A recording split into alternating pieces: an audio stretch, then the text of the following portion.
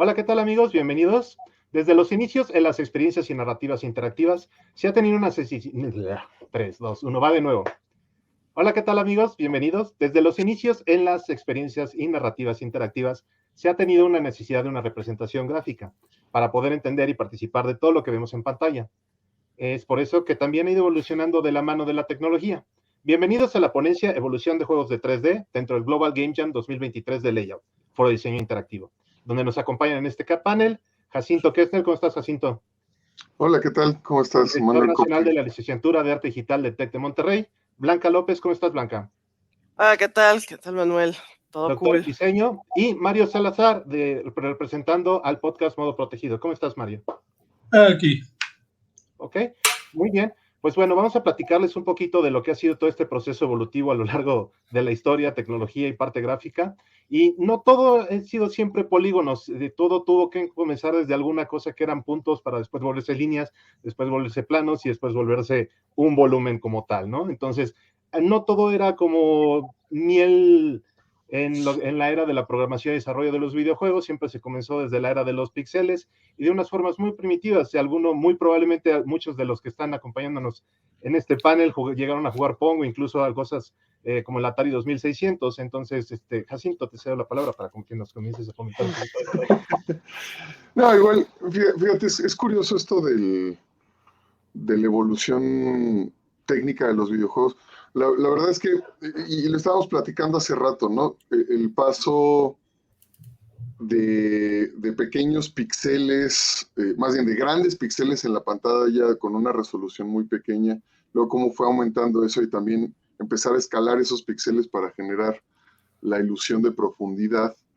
Sigue siendo todo 2D, ¿no? De repente estamos en un momento muy emocionante donde estamos a punto de romper por primera vez este formato rectangular, ¿no? Y estamos por salir del cuadrado de la pantalla, ¿no? Que sigue siendo predominante, vamos, desde la pintura, ¿no? Desde la pintura del Renacimiento estamos metidos en rectángulos y lo que hay que entender es que ahora sí estamos a punto de romper el rectángulo, ¿no? Pero dentro del rectángulo, en videojuegos ha habido muchas evoluciones importantes, ¿no? De los primeros videojuegos, incluso el Tennis for Two, ¿no? Que se jugaba en un visualizador de ondas, no realmente en un monitor CRT, no realmente en una pantalla de TV, a poder presentar gráficos en TV, incluso justo el Atari 2600 que pues no tenía precisamente una tarjeta gráfica como lo entendemos hoy día, pero tenía los inicios de lo que después en muchas consolas o muchos aparatos, muchas computadoras se convertiría en el procesador gráfico, ¿no? O sea, el Atari 2600 en particular inaugura un chip de procesamiento gráfico, ¿no? Algo muy similar a una tarjeta gráfica independiente, que empieza a producir estos píxeles para el ámbito doméstico, ¿no? Y es un cambio importantísimo, ¿no? Meter el videojuego en casa, que también hay que entender eso, ¿no? Antes del Atari teníamos que ir a computadoras y ordenadores gigantes. Ordenadores gigantes que se jugaba o en las universidades, o sea, los videojuegos se jugaban en dos espacios, o en las universidades. Un pequeño que sí hay que hacer es que muchos de estos orígenes tienen con una idea de tanto representación de juego y otra como de tratar de contar algo, interactuar de alguna manera con otra persona. Y en ese andar ha terminado una parte de evolución tecnológica, narrativa, visual y aparte del medio que lo representa, como bien lo comentaba Jacinto, porque en cómo esa tecnología me va a permitir desplegarlo, visualizarlo en algún lugar, va a depender muchos de los elementos que nosotros requerimos para irlo a andar cambiando con los tiempos. Exactamente, ¿no? Se vuelve, o sea, de repente, antes de esto, los juegos se jugaban o en las universidades o en salones, en tragamonedas en realidad, ¿no? Ya estuvieran en bares o en salones especializados. Otro paréntesis también, perdón, Jacinto, porque antes de esto, muchos de estos juegos eran juegos de mesa o juegos de papel, entonces realmente el parteaguas donde hizo la transición fue cuando empezó a existir la tecnología, cuando empezaron a llegar los primeros ordenadores de bulbo y los demás, y que ya empezaron a desarrollar todo este tipo de interacciones. Perdón, Jacinto, continúa. No, ya, de hecho, por ahí iba, ¿no? Iba para allá un poquito, más bien brincamos ahí en intermedio, pero sí, sí, justamente, ¿no? O sea, de repente pasamos, también es eso, ¿no? La era del chipset, ¿no? Que no había antes de eso, de repente, o sea, justo era como muy bulbos, muy de electrónica, ¿no? Más pura, ¿no? Como cables, bulbos, no sé, ¿para Y dónde también vamos llegó con con esto? ello Ya me perdí. y con eso también llegó el desarrollo de lenguajes que no solo permitían hacer programación para estos mismos ordenadores, sino programar ya en base a cosas más interactivas y de videojuegos. Cuéntanos un poquito de esto, Mario. A ver, cuando dices lenguajes, ¿a qué tipo de lenguajes te refieres? Bueno, en la manera de que primero teníamos tarjetas perforadas, después teníamos ceros y unos y después empezamos a desarrollar métodos para poder programar estas cosas y poderlas llegar a representar. Ah, ok, porque eso vino bastante después. Sí, De hecho, claro. una anécdota que muchos no saben es por qué los videojuegos se llaman videojuegos. Adelante. Realmente, un videojuego actual debería llamarse juego de computadora, computer game, porque son técnicamente computadoras las máquinas. Pero en sus inicios, las primeras máquinas no eran computadoras como tales. No tenían CPU, no tenían RAM, todo era puro circuito. Así como alguien puede hacer un circuito con cables e interruptores, eso era todo el juego. Ese circuito se conectaba al sistema de video, que funcionaba como una televisión por cable, y por eso les llamaban videojuegos, porque no eran computadoras en realidad. De hecho, fue Taito, me parece, la primera empresa que agarró un CPU y se lo puso a un arcade, y ya eso contó como juego de computadora. Pero Exacto, quedó la costumbre de llamarles videojuegos por eso. y de hecho el término videojuego es más una terminología que empezó a usar Japón al llamarla Terebi Game, porque en Sí, realidad Game. en Occidente se utilizaba más como juego de computadora porque era donde se realizaba todo esto, antes de esa situación, claro. Coméntanos, Blanca. Mira, estaba pensando, retomando un poco lo que nos deja Chinto, con respecto a los arcades, creo que también es importante considerar que conforme va avanzando la capacidad de almacenamiento, podemos tener otras formas de juego. Si no tienes posibilidad de guardar tu juego, pues evidentemente no va a ser una cosa ni muy larga, ni que tengas que estar regresando, y ni siquiera pues va a quedar ahí por siempre, ¿no? Yo me acuerdo que en esas chispas, lo más que llegabas a tener era tu puntuación, y en el mejor de los casos podías llegar a poner tu nombre, ¿no? Y bueno, ni siquiera ponías tu nombre, ¿no? Ponías otra cosa, tu nick. El asunto es que llega alguien más y ahora ya es el que se trepa, ¿no? Al no poder estar guardando tu proceso de juego, pues era una cuestión bastante limitada, ¿no? En consecuencia, vaya, podías estar en una forma de juego con otras personas, retas, que era lo más frecuente en las chispas, muy entretenido, estaba increíble, pero difícilmente podrías en ese momento haber pensado juegos como los que tenemos hoy de 120 horas con 18 capítulos y 4000 minijuegos, ¿no? Ni cómo recordarlos, ¿no? Es más, no ibas a estar 120 horas en estas cosas, ¿no? Por eso a la hora de que tenemos el Atari, porque hace rato, ahora sí que no sé, el control me recordó muchas horas, ahora sí que de entretenimiento, pero también como de dolor. Sí, me llegaba, sí, me abollé la muñeca derecha. Que esto también Porque tiene otro punto importante que está tomando Blanca, que también tenemos que considerar, que con este tipo de interacciones también viene el desarrollo de otro nuevo tipo de dispositivos, que serían una especie de interfaz. Ya empezaron a surgir los controles, porque mucho de esto se utilizaba con, ya sea los circuitos directos, teclado, y empezaron a ver cuando este tipo de controles para poder interactuar de alguna manera con algunos de estos Pero capaz juegos. que están apostando más por seguir emulando la experiencia de Es justo eso. cómo operabas la chispa. Claro. Pero no estaban pensando en que ibas a estar tantas horas ahí, que ahora ya no estabas parado, que ahora estabas sentado, y evidentemente este tipo de interfaces no estaba pensada ergonómicamente, ¿no? Claro, Probablemente porque todavía no sabían cuánto tiempo ibas a estar usando eso, ¿no? Ahorita ya sabemos, ya sabemos que son horas. Sí, es justo eso, ¿no? Porque en las chispas, en los salones de arcade, en los bares, pues le echabas una moneda y pon tú que estabas jugando, ¿qué? Tope, una hora, ¿no? y de repente llegan las consolas a las casas y está la chaviza todo el día metido ahí, ¿no? Y ahora tiene también otro punto importante que es lo que permitió el desarrollo tanto de este tipo de hardware, como este tipo de desarrollo, como este tipo de juegos, que es el factor económico, que es lo que determinó que se desarrollara todo esto, porque obviamente si no había un ingreso monetario, no había desarrollo para poder seguir generando todo esto, que es lo que finalmente detonó en toda una industria y subsectores de estas industrias, que es precisamente, como bien Marion lo comentaba, Space Invaders resulta ser ese primer hit de arcade que detona mucho este desarrollo, porque fue cuando realmente se empezó a monetizar, lo empezaron a ver como un negocio, que es precisamente Taito la pionera en ese sentido económico.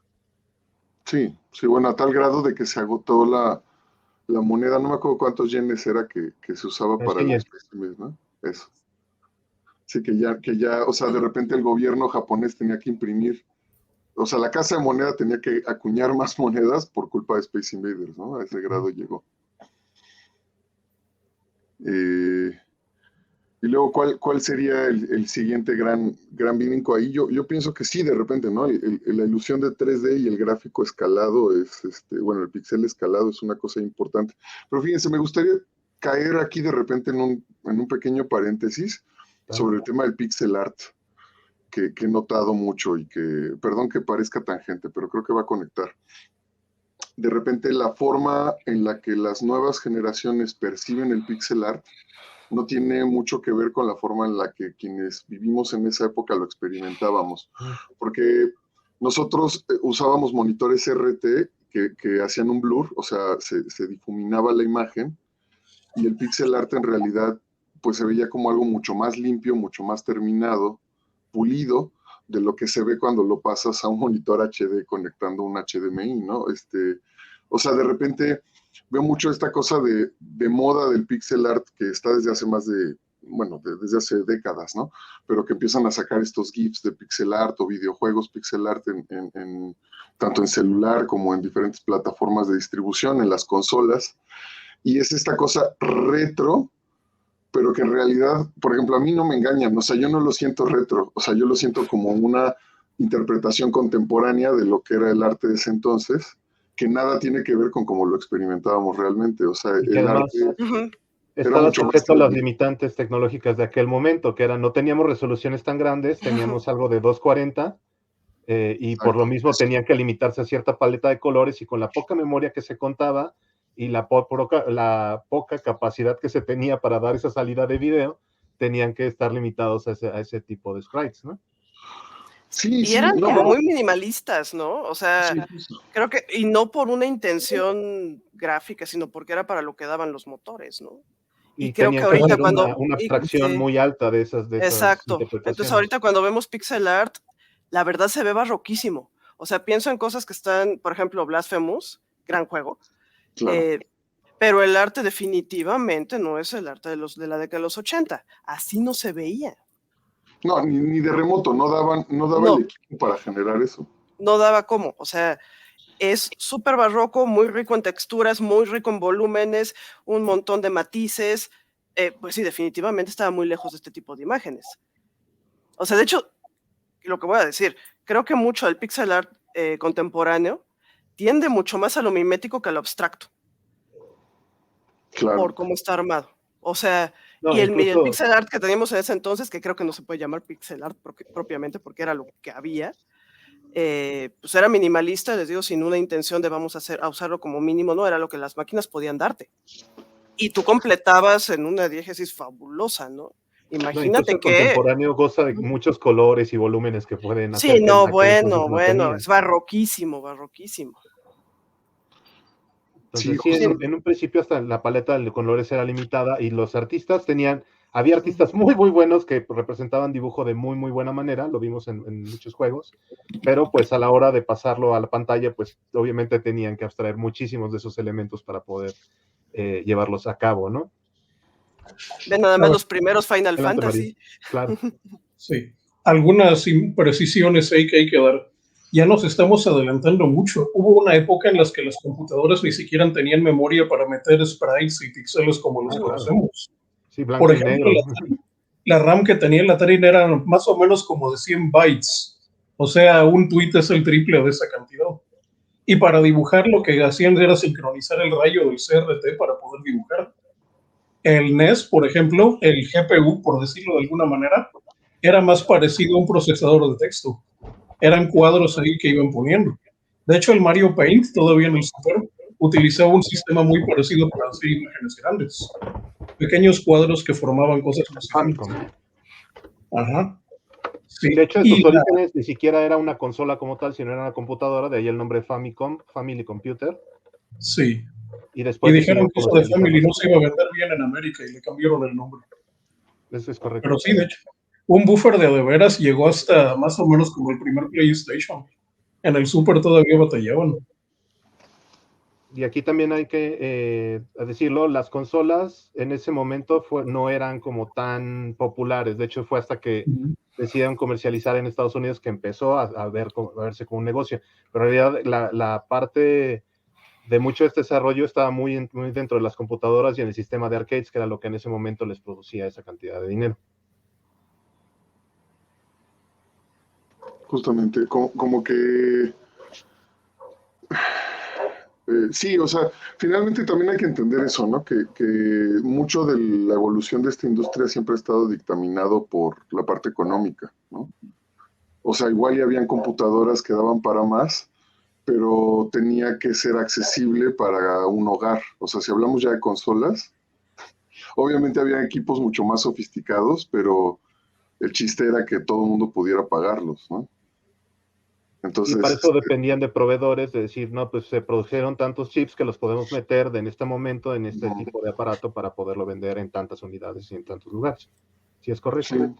No, y todavía hoy día, ¿no? O sea, realmente, ¿qué rige hoy día la industria de videojuegos? Pues de repente los videojuegos de móvil, ¿no? Que al principio nadie los pelaba, todo el mundo, digo, ya sé que estoy dando un brincote, pero ahorita regresamos, ¿no? Los videojuegos de móvil nadie daba 3 pesos, todo el mundo decía, esa ni es industria, ¿eso qué? ¿No? Y de repente cuando todo el mundo tiene un móvil en la mano, se convierten en lo más prominente para la industria de videojuegos, porque ya todo el mundo tiene el hardware. ¿no? ¿Qué es lo que pasaría con mucho del VR, no? Exacto. Como no baja el precio ni se popularizan entonces los cascos, pues entonces va súper lento, ¿no? Y creo que eso habría pasado también pues, cuando entró el Atari, o sea, sí muchos jugamos eso, pero no era como que todo mundo tuviera un Atari, ¿no? No. Primero por el precio y siguiente porque no era, va a sonar bien primitivo, no a todo mundo le llamaban la atención los videojuegos porque no era algo tan popularizado más allá de las farmacias y la papelería. Si era algo de Y nicho, era algo caro, Ujú. era algo también, salvo los arcades, que en ese caso quien subsidiaba el asunto era tanto la empresa y quien mantenía los arcades, ¿no? Pero en realidad esto era muy poco accesible, porque también en esos momentos no todo el mundo tenía acceso a una computadora. Eso fue en México hasta los 90, o sea, sí llegabas a ver antes, pero no era como que en la escuela lo vieras, en la escuela te lo enseñaran, que tengo un compañerito, varios amigos que tienen computadora, pues no, lo cierto es que no. Sí, era un De hecho, lujo, primero empezamos a ver, o sea, si algunos se hicieron de los Ataris, luego apareció el NES, empiezas a ver una mayor circulación con cosas como el Game Boy, ¿no? Pero tampoco era así como que todo mundo tiene un Game Boy. No, no es cierto, es infinitamente más popular el Switch hoy, ¿no? O sea, pues sí, lo que pasa es que no teníamos, o sea, no solamente la cuestión de acceso, también no había tanta voluntad de que la gente estuviera ahí sentada jugando los videojuegos. No a todo el mundo le llamaban la atención. Lo cierto es que no era tampoco tan popular. La manera en cómo entró fue por medio de hacerlo creer que era un juguete. O sea, en ese entonces no era mainstream, por así decirlo. En la cultura general no era algo que estuviera como buena vista ante No, y la luego sociedad. estabas jugando con los vagos de las maquinitas, y así les llamaban, los vagos de las maquinitas, pues no era precisamente como que la actividad más constructiva para que el chamaco pasara sus tardes, ¿no? Entonces... No, esos iban a todo menos a jugar. ¿Qué pasó? Que esos iban a todo menos a jugar los juegos de las maquinitas. Bueno, sí, también había, pero socializabas mucho, sí había buenos cuates ahí, y había buenos ambientes. Bueno, debo confesar, por ejemplo, yo no tuve consola en los 90, ¿no? Yo jugaba, a mí me daba mi papá dinero para las maquinitas y tenía la suerte de ser de los pocos con computadora en casa, ¿no? Entonces me decía, ¿quieres jugar videojuegos? Ahí está la computadora de la casa. Y si quieres otras cosas, pues ten dinero para las maquinitas. Y el pretexto era que si no salía de mi casa no hacía amigos, ¿no? O sea, el discurso de mi papá era, pues prefiero, yo le decía, te va a salir más caro, porque en realidad mi hermano y yo queríamos consola en casa, ¿no? Pero nos decía, pues no, me va a salir más caro que no tengan amigos, y nos daba dinero para ir a las máquinas, ¿no? O sea, Con los por lo amigos. menos ahí mi papá sí cuadraba que en las maquinitas hacíamos amigos, y sí, la verdad sí, ¿no? Y ahí viene Bueno, mis otro papás con tal de que no me componente. llevara con los vagos, pues sí me compraron las consolas. Fíjate, lo mismo al revés, ¿no? Mi papá decía, Lo mismo llévate. al revés, para que no me llevara con esos malandros, mejor Y quédate ahora en la viene casa. otro componente que determina precisamente la evolución tanto de todo este aspecto, que es el aspecto social de las personas, porque eso es lo que permitió que convivieran entre otros, se generara una cultura y permitiera el progreso tanto económico como desarrollo también, es otro de los factores. ¿Es correcto? Sí, sí, porque además a la hora de que tienes, cuando tienes un título que puede interesarle a más gente, en ese momento, sobre todo principios de los 90 como hasta mediados, la cosa de vamos a convivir porque nos ponemos a jugar con los cuates, sí era así como el hit. Entonces, pensemos juegos en los que puedan participar más de un jugador. Entonces, los juegos de pelea los encontrabas, pero por todos lados. Y sí, Claro. tenías un montón de arcades donde era monojugador, pero no te iba a dejar lo que te dejaba una, donde tenías 2 jugadores jugando retas y el montón de chavos esperando a que uno perdiera para entrar, ¿no? Entonces, sí, los juegos de peleas han resultado súper rentables para tener a la gente metiendo fichitas o boletos, dependiendo el momento histórico en el que estemos, ¿no? Y es la fecha en que los juegos de peleas siguen siendo súper rentables. Hasta para el juego fiestero, ¿no? O sea, a diferencia de un multijugador con historia, y estoy brincando, ya lo sé también, que a lo mejor vamos a tener varias sesiones. En el caso del juego de pelea, pues a lo mejor caen los cuates, vamos a jugar, echamos la reta y no más, ¿no? Se vuelven pues muy fiesteros esos juegos, pues. Y Sí, de hecho, transportables. Sí. desde la interacción de que hubiera dos Uh-huh. retas o hacer como el elemento de que la gente compitiera por un score, es Uh-huh. cuando viene a ver este tipo de situaciones, que de nuevo regresamos al punto que es Space Invaders, que Space Invaders sí tenía ese sistema de score donde la gente llegaba a pisar el score del Al que había rival, estado ahí. al que había Sí, estado ahí, siempre y cuando la electricidad lo permitiera, porque luego sí. ya también esa ROM podría quedar vacía, dependiendo de cierto tiempo. Bueno, regresando al punto, teníamos esta parte donde teníamos esta evolución que era una transición de primero este esquema de hacer los juegos en 2D, que estaba limitado a esa parte de la tecnología. Conforme esa tecnología que vamos a suponer que 70, 60 estamos hablando, cuando ya empieza a ver como está arraigo, ya en los 80 es cuando se detona, ¿no? A partir de Space Invaders, que sería 1981, si no me equivoco. Corríjanme ahí.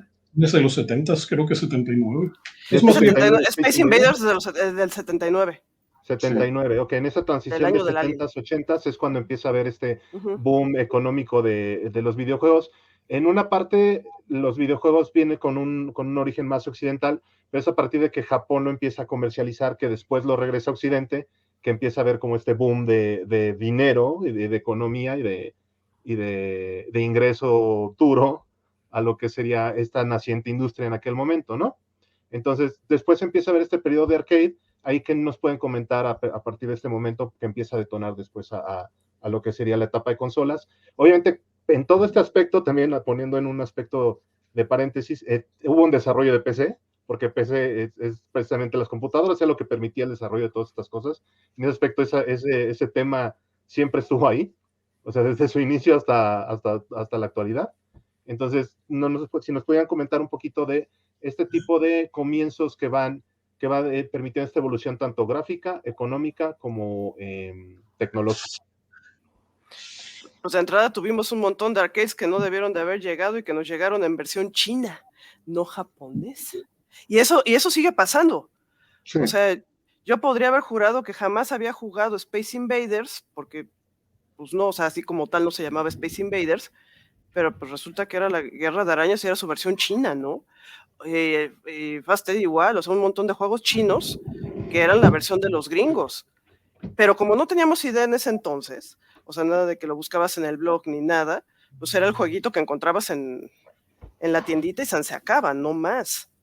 Entonces, a pesar de que algunos títulos se supone que no entraron en ese momento a México, pues lo cierto es que sí queríamos consumirlos y los estábamos consumiendo, pero sus versiones chinas. Y como gráficamente no íbamos a encontrar mayor diferencia, o sea, entre las arañas y los invasores, pues más un cuadrito de diferencia y de color no era demasiado significativo, ¿no? No, Hasta años después que los ves y dices, bueno, sí estaba diferente, ¿no? Pero en ese momento, pues nada, ¿no?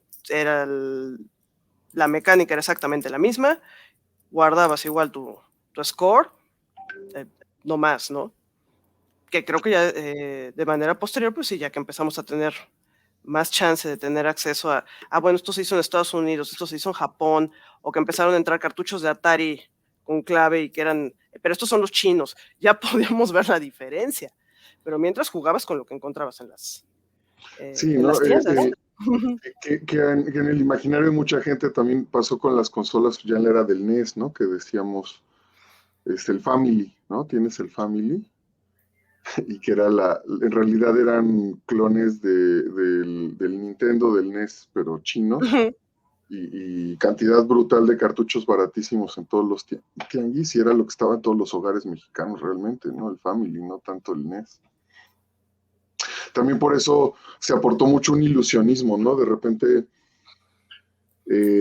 para los gringos y para los japoneses es como si de repente la industria en México hubiera, más bien los consumidores en México hubiéramos aparecido de la nada, ¿no? Decían, ay, de repente México es un gran mercado y no lo sabía, pues no, llevábamos décadas comprando otro tipo de cosas. De manera informal, entonces nunca quedaba registrado fiscalmente. No quedaba, no, era entonces, pura no payuca, pura importación ilegal o de plano piratería, ¿no? Y era lo de que la que sí llorar al niño Gus Rodríguez. Sí, exacto. Exacto. Entonces, pues también, ¿no? Ahí yo sí diría que es gracias a fíjense así, gracias a la piratería que hay tantos mexicanos jugadores y jugadoras de videojuegos, ¿no? No, piratería y comercio informal, porque... Sí, las dos juntas. Piratería y payuca. Y además un montón de expertos en operar las consolas también. Porque la cuestión de, bueno, nos tocó también en los 90, ¿no? De meterle mano a las consolas para poder jugar otros juegos. Bueno, pues primero los llevabas a lo mejor a algunas plazas, no sé, como la plaza Meave o de la computación, o incluso a Pericuapa, pero después mucha gente le empezó a hacer por su cuenta. Y tú le limabas, y tú le modificabas, y tú le cambiabas. Y creo que mucho de lo que hoy tenemos de gente que se dedica tanto a restaurar equipos, no sé, estaba pensando en Artemio, como gente que le entró cañón a ingeniería electrónica que después se dedicó a desarrollo de juegos, pues empezó así, manoseando sus consolas, ¿no? Porque tampoco tenías quien, o sea, sí, bueno, ahí las operan, pero no es como que sepan gran cosa, ¿no? Entonces después la onda de stripa usted sus consolas, pues también fue, pues no común, pero sí algo que sí veías, ¿no? Sí. También para que pudieran leer, para recuperar los juegos pasados y cosas por el estilo, ¿no? Que había un límite, ¿no? También, no puedes hacer demasiado. Entonces, dinos, Mario, ¿querías decir algo? Varias cosas. Dinos. Por ejemplo, ahorita que decían eso de cómo fueron evolucionando las consolas, un detalle que favoreció tanto a las consolas como a las arcades es que una PC no fue creada para jugar, fue creada para hacer cosas de negocios. O sea, realmente para correr Excel y cosas así. En cambio, una consola, un NES, por ejemplo, un Genesis, era un hardware diseñado para jugar, entonces no le podías poner lo mismo. Tenía que irte más por el lado de los gráficos y menos por el lado de llevar contabilidad y cosas así.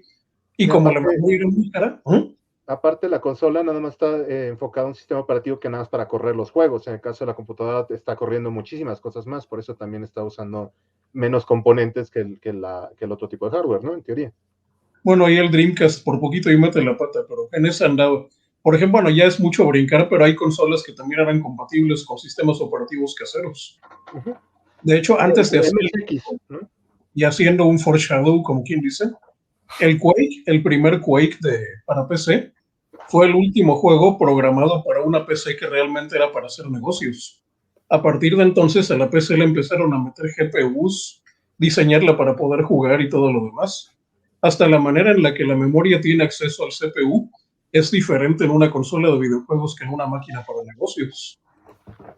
De hecho, Sí. también De hecho, había algunos caballos de Troya de esa misma forma, ¿no? Aquí tenemos uno de estos casos.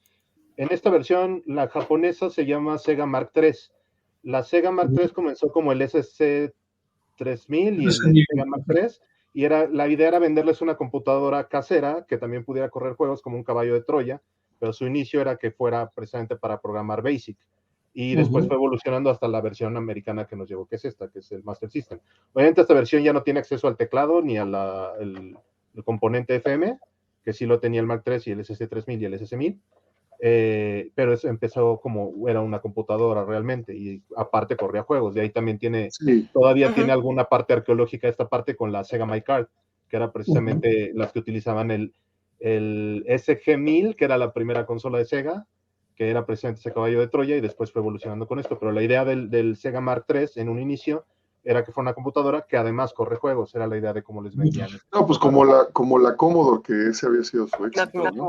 O lo que intentó el Atari ST en su momento, que era un Atari, pero con teclado, con unidad de cassette, de disquete. De hecho, fue la última consola que tuve de niño ya. Hasta después de eso que tuve un Dreamcast. Imagínense, yo brinqué del Atari XC al Dreamcast, así. Pero, pero bueno, era lo mismo. O sea, el mismo Atari antes de desaparecer ya estaba haciendo ese movimiento, ¿no? Perdón, fíjese, continúa.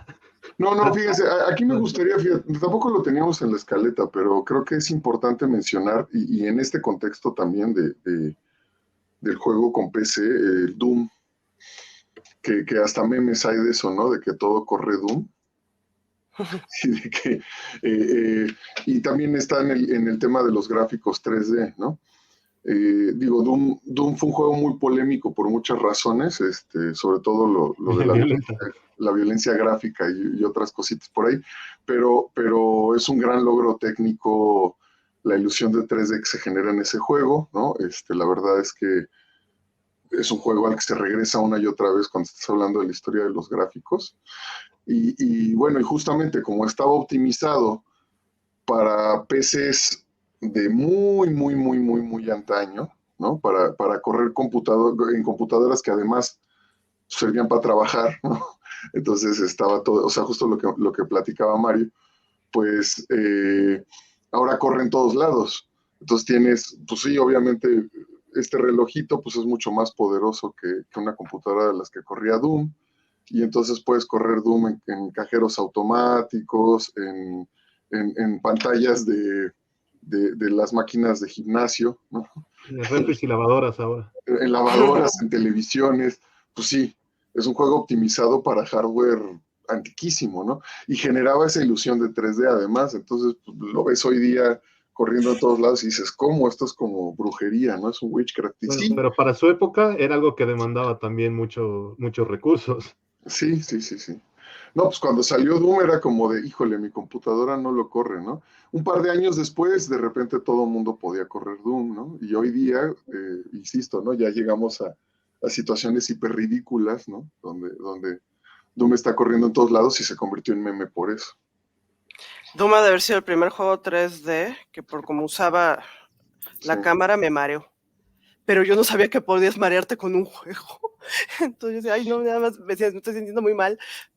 Pero fue hasta después que es que es por la imagen. Yo, no es cierto, no te puedes marear por una pantalla. Descubrí, bueno, ya sabemos que sí. Y ya es un fenómeno estudiado, ¿no? Fíjate, yo creo que el primer juego con el que sí. Con el que tuve problemas de mareo, incluso vomité porque era un cumpleaños y había comido mucha pizza, fue Tempest. Tempest. Y bueno, pues, estábamos en las maquinitas, ya sabes, mucho refresco, mucha pizza, cumpleaños, Tempest. Pues ahí va el niño al baño, ¿no? Creí que ibas a decir Polybius.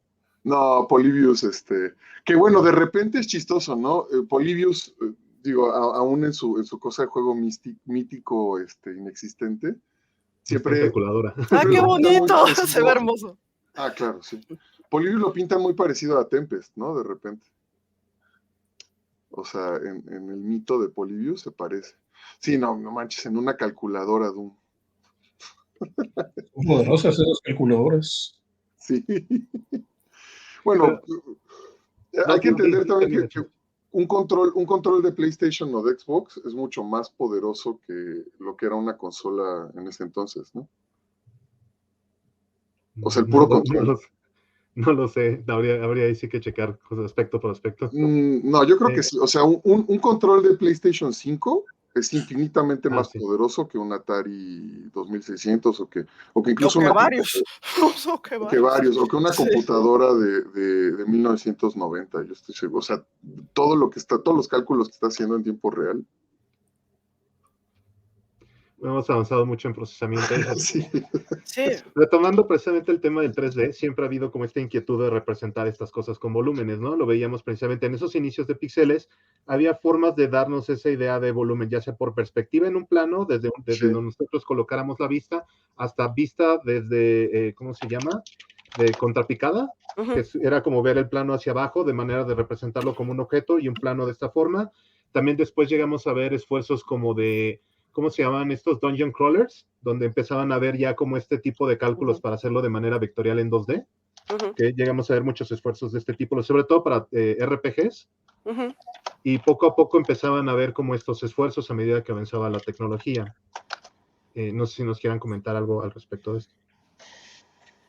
Pues de entrada una idea que salió durante la plática antes de entrar al programa, bueno, a la conferencia, que en realidad lo que estamos viendo o que aprendemos a leer y a percibir como un 3D sigue siendo 2D. Y el asunto es que pensaba, por ejemplo, en estos juegos de RPG o incluso puzzles, pensaba una cosa viejísima como las aventuras de Lolo, te está planteando una posibilidad de movamos objetos que parecen ser tridimensionales, pero no lo son. Sin embargo, la experiencia como la estamos leyendo, pues así queda, así la podemos significar, ¿no? Sin embargo, sí hay mucho de, bueno, el jugador, ¿cuáles son sus referentes gráficos para poder leer lo que se le está presentando en pantalla? Sí, justo fíjate, creo que aquí es un tema importantísimo que conecta de nuevo con la pintura, que es el punto de fuga, ¿no? Que viene desde la pintura renacentista y que es lo que estamos explotando en la experiencia con la pantalla, ¿no? Nada más que la diferencia es que el punto de fuga en una pintura renacentista no se está moviendo, ¿no? Y en este efecto de túnel, ¿no? Que es los primeros ejemplos todos son así.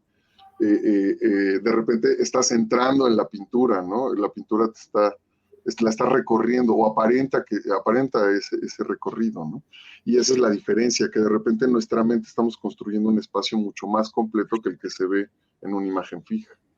Que sería, por ejemplo, en cinematografía es el espacio diegético, ¿no? O sea, tenemos lo que nos muestra la pantalla, pero reconstruimos una tridimensionalidad que es un efecto estético, no es un efecto de percepción. Pero porque aprendemos a leer también el espacio de esa forma. Que es ahí usando elementos de en base a experiencia que las personas tienen en común. Y el otro también utilizaban trucos de animación, porque, por ejemplo, hacían que la rayita se moviera de un lado en nada más 3 secuencias, que hacía aparentar que el objeto tenía cierto movimiento, cierta dimensión o volumen. Efecto varios trucos que vemos de percepción de la Gestalt, pero de todas maneras es porque lo aprendemos a ver así. Y además, el videojuego contó con algo que, pues, por ejemplo, la cinematografía no tenía, que sí había referentes. O sea, pudimos ver pintura, sí, eso sí lo tuvo la cinematografía, pero el cine pues, era una cosa nueva y diferente. Tienes un montón de fotografías tal vez, pero no en movimiento. En cambio, el videojuego, estamos acostumbrados a ver en pantalla cosas que se mueven. Y podemos leerlas de esa forma y significarlas en trayectorias. Exactamente. ¿Qué trayectorias tienen? ¿Para dónde se está moviendo? En ese sentido, no es que es muy intuitivo, no es que más bien es muy cultural. Y conforme vamos avanzando, de la mano tanto de la cuestión económica como de los la penetración de la tecnología y formas y recursos de distribución, pues cada vez compartimos más y más los mismos referentes en diferentes lugares del planeta. Entonces, leer un juego tridimensional el día de hoy no es difícil. No es difícil. Necesitarías tener una propuesta espacial con toda la intención de ser disruptiva para poder sacar de onda a tu audiencia, ¿no? Porque estamos viendo las mismas películas, estamos viendo las mismas series, más o menos leemos los mismos cómics si quieren, hemos jugado otros juegos y además ya hay antecedentes de juegos, entonces elementos para poder leer esos lenguajes sobre una pantalla, aunque sea plana, los tenemos. Sí, los tenemos. Lo que a lo mejor también podemos tener también es una forma de disonancia, ¿no? Los que crecimos con juegos que eran más abstractos, como decíamos hace rato, los que sí eran píxeles, nada más, los cubitos, pues sí nos tocó completar no solamente la tridimensionalidad, sino lo que estamos viendo al frente, ¿no? Pensaba una cosa primitiva como Asteroids, y ese triangulito, y esos son piedras, y sí estabas ahí en el espacio, ¿no? Si se lo ponemos ahorita a un chavín de unos 12, 14 años, seguramente no ve ni más que manchas pixeladas en la pantalla, ¿no? Porque ni siquiera se parece al pixel art con el que ha tenido contacto. Sí, además el lenguaje ya parece diferente. Perdón, Mario, adelante. Asteroids ni siquiera son píxeles. ¿Alguien le conoce, le suena una consola que se llamaba Vectrex? Sí. Ni idea. Sí, no, sí, no. Es una belleza esa. Sí, bueno, ya es pieza de museo, pero esa cosa no usaba píxeles, usaba puro dibujo vectorial. Como las películas de espías. Se iba dibujando con un lápiz y se iba redibujando cada vez, pero no eran píxeles. A mí ya me tocó el que eran plastas. Estos por lo menos tienen outline. Ya me tocó el de color. Sí, el de que tienen colores, sí.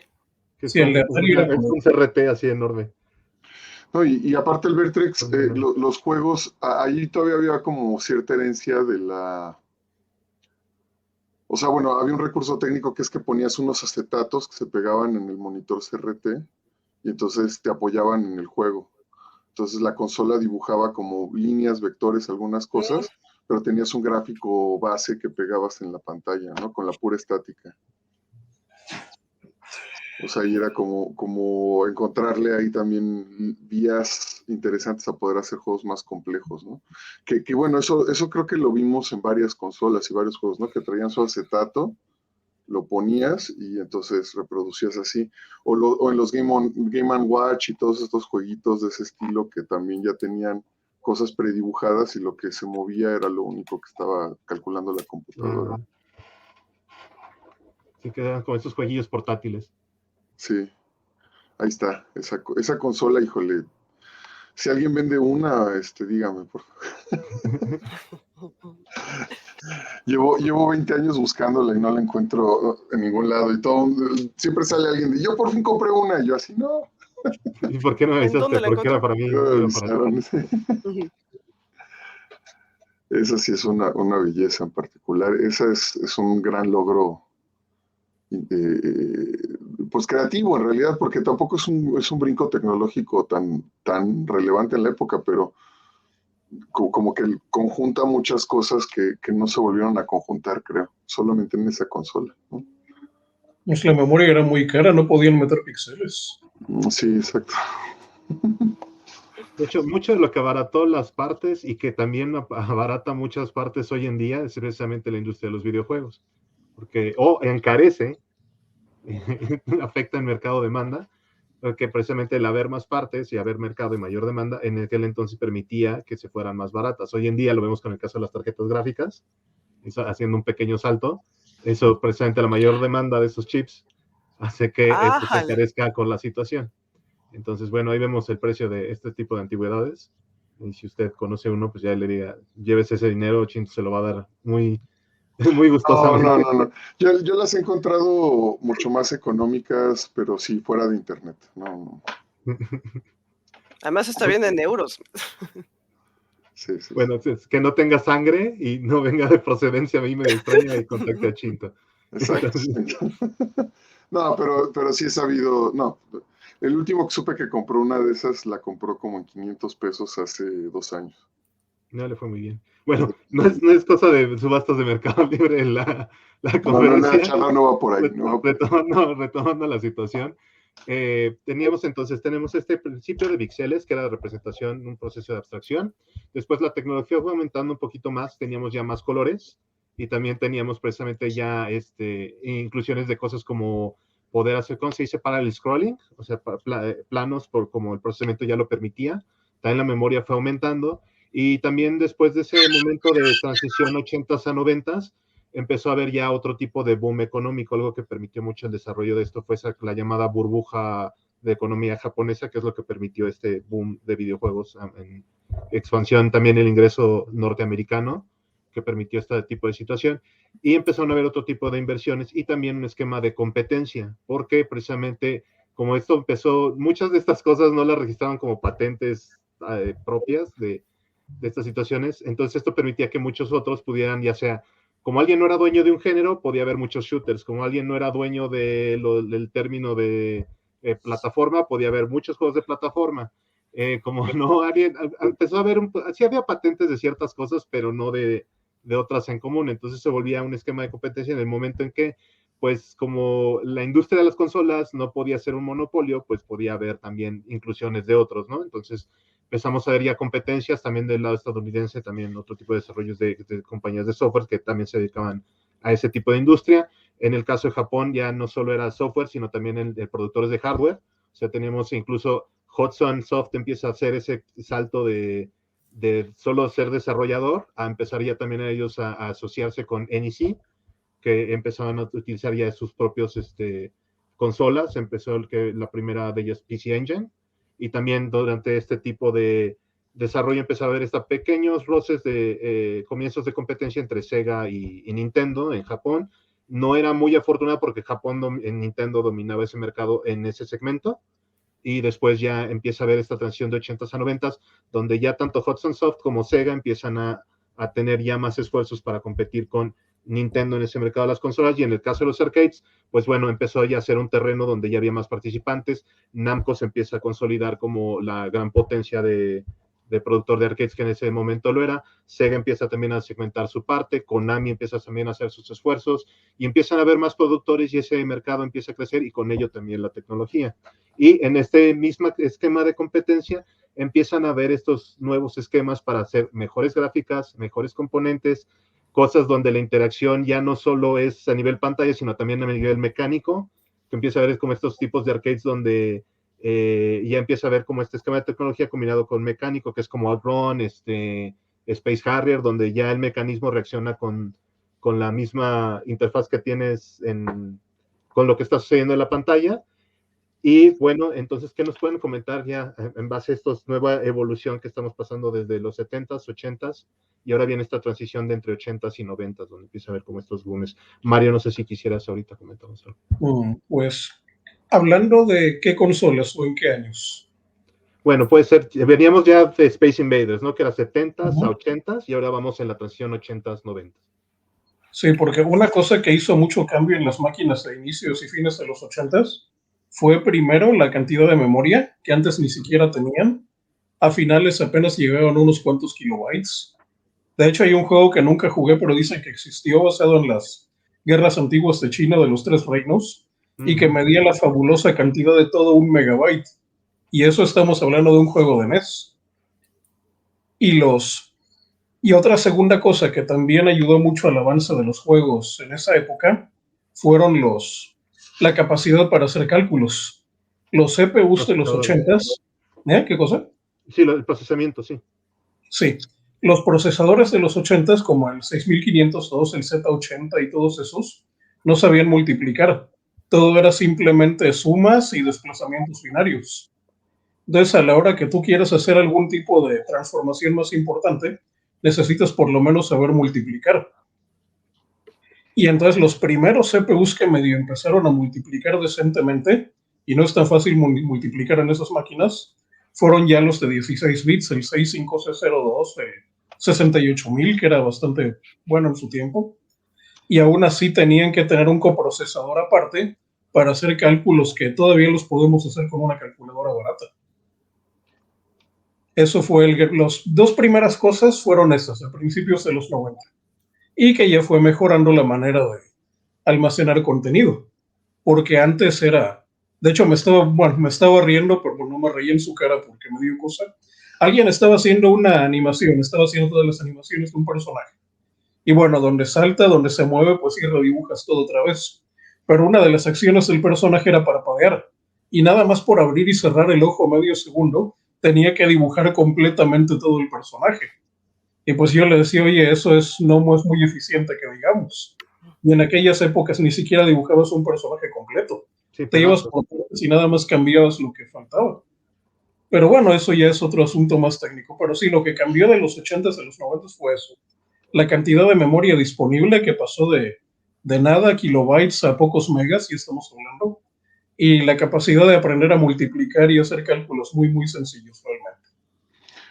Sí, fíjate, algo muy interesante, tanto de los 80, creo que de repente en los 90 se notaba más, porque también quizá había más penetración de los videojuegos en la cultura popular, pero es que se percibía como pasos agigantados cada año, o sea, salía un juego nuevo, hasta dentro de las mismas consolas o dentro de los mismos equipos, habían pasos agigantados y cambios muy importantes año con año, ¿no? O sea, entonces de repente el marketing de las consolas, y eso creo que fue desde los 80, pero en los 90 todavía era muy pervasivo, era de ahora es de tantos bits, ¿no? Estamos pasando más y más bits de procesamiento, ¿no? No, y que Y de todos incluso modos, hasta dispositivos para hacerlo más potente. exacto, ¿no? Y eso era el marketing y mucho de eso era encima de cuántos bits se estaba procesando, pero incluso dentro de la misma consola veías pasos agigantados de juego a juego. Yo creo que Sí, o sea, tres en escalas Neo Geo, que bueno, mínimas. era una consola medio rara porque también estaba funcionando en las maquinitas y algunas personas con mucho dinero lo tenían en casa porque era carísimo, se notaba, o sea, pasaban los años y cada año los juegos dejaban muy atrás a los juegos del año anterior, ¿no? Era una cosa, estaban las cosas pasando muy, muy rápido. Y es algo que de repente en los últimos 20 años no es muy perceptible. O sea, los juegos se ven muy igual en los últimos 20 años, ¿no? Es algo Hay de una eso. explicación, comentario rápido. Claro. En el Nintendo, en el NES, Sí, realmente a los juegos les metían chips para que hicieran cosas que no podía hacer la consola. Sí, de audio. claro. ¿A qué cosa? Que No, había no, unos chips de audio, otros que eran para procesamiento Sí. de gráficos. Pero iban en el juego. Realmente, si tú nada más le metías puro código a un juego, lo más que te saliera un Donkey Kong del primero que salió. O el primer Mario Bros. Ya sabiéndolo mucho. Pero ya los últimos juegos como el Mario 3 y todos esos ya tienen chips de memoria extra. De hecho, la memoria del cartucho es parte de se conecta con la de la misma máquina. Coprocesadores de video, algunos tienen de audio especial o sea, era básicamente media consola la que iba en la caja. De hecho, el colmo fue, bueno, una cosa medio graciosa. En el Super Game Boy, que era un cartucho para jugar juegos de Game Boy en un Super, realmente del Super nada más utilizaba la salida de audio y la lectura del control. Todo el procesamiento lo hacía dentro del adaptador. Era prácticamente un Game Boy completo dentro de ese adaptador. O sea, y esa cosa no se puede hacer ahorita, que te descargas un juego y no puedes descargar con procesadores. Pero sí, o sea, el SFX no fue el primero, desde el Nintendo ya lo hacían. Sí, siempre había como para este esquema de competencia utilizan, ya sea, se valían por medio de dispositivos extra, que de hecho están desde la era del Famicom, que tenía este Disk System, que era como meter ahí los disquetes. También era un poco del tema económico de ahorrarse el andar reescribiendo un juego sobre de otro. Y bueno, lo fueron yendo cambiando, pero precisamente para competir tenían que ver qué nueva cosa sacaban para hacer avanzar el producto y que vendiera más. Y esto creo que este esquema de competencia favorecía mucho hasta la actualidad de hoy, porque eso permite que crean cosas nuevas y que cada uno tenga un mercado diferente. De hecho, hoy en día lo vemos más segmentado que nunca, ¿no? Por un lado, sí. vemos una parte que tiene como las partes móviles que va mucho al sector juvenil, que funciona como el arcade de aquel entonces, otra parte que tiene como un productor de consola que tiene el esquema de VR, que está enfocado como más a la parte visual, otro que tiene un esquema que viene hacia hacer más accesible a los juegos a todos, con este esquema de paga una cantidad como servicio digital, que es en este caso estamos hablando de Game Pass, y otra cosa que está más enfocada a un esquema híbrido, que es como entre interacción con pantalla y controles, que en este caso vendría siendo lo que está haciendo actualmente Nintendo, ¿no? Con el Switch. Entonces, pero siempre es buscar como estos dispositivos, estas cosas que lo hagan diferente. Ahora, para no desviarnos y adelantarnos mucho más del tema como lo hemos venido haciendo, regresemos en esta parte donde estábamos, que es en la parte de los 90s. ¿Qué cosas en específico podrían ustedes comentar que son como las que aportó esa transición de 80s a 90s, que fueron a hacer este cambio de lo que permitió estas bases para lo que estamos haciendo ahora en términos de 2D, de gráficas y de parte funcional para que fueran como estas bases que estamos llevando poco a poco hasta la actualidad? Adelante, Mario, que tenías la última palabra. Sí, es otra cosa que también habrá que aclarar. Realmente el 3D fue por dos caminos. Un camino fue el vectorial, como el del Vectrex, que eran puras líneas y todo lo demás. Y hubo un camino, a lo mejor si a alguien le suena más lo que fue el Sega, que el que tomó Sega, que era tomar sprites y transformarlos para dar ilusión de 3D. Por ejemplo, no sé si ustedes llegaron a jugar las arcades de Sega, como Thunderblade, Steel Gunner, no me acuerdo la de los cazafantasmas piratas, no me acuerdo cómo se llamaba. O sea, eran puros sprites, pero los sprites rotaban y escalaban. Claro. Y dependiendo de la resolución del sprite, podías elegir o uno más grande o uno más pequeño para que la hora de deformar no se notara tanto. De hecho, hay un detalle ahí medio curioso. No han oído hablar de, no sé si se acuerdan los que jugaron ese juego, que la acción era muy rápida en el centro de la pantalla y en las orillas de la pantalla como que todo se hacía más lento. ¿Nunca lo notaron? Sí, incluso había como barrido de píxeles, había partes que se desvanecían, se aparecían y aparecían de repente, incluso había flickering.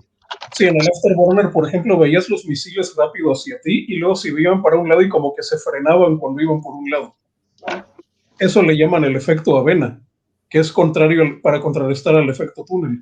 Como el humano ve más lento lo que está en el centro y rápido lo que va pasando, pero en la pantalla no se puede replicar eso, nos da la impresión de que todo se hace más lento cuando, en esa situación.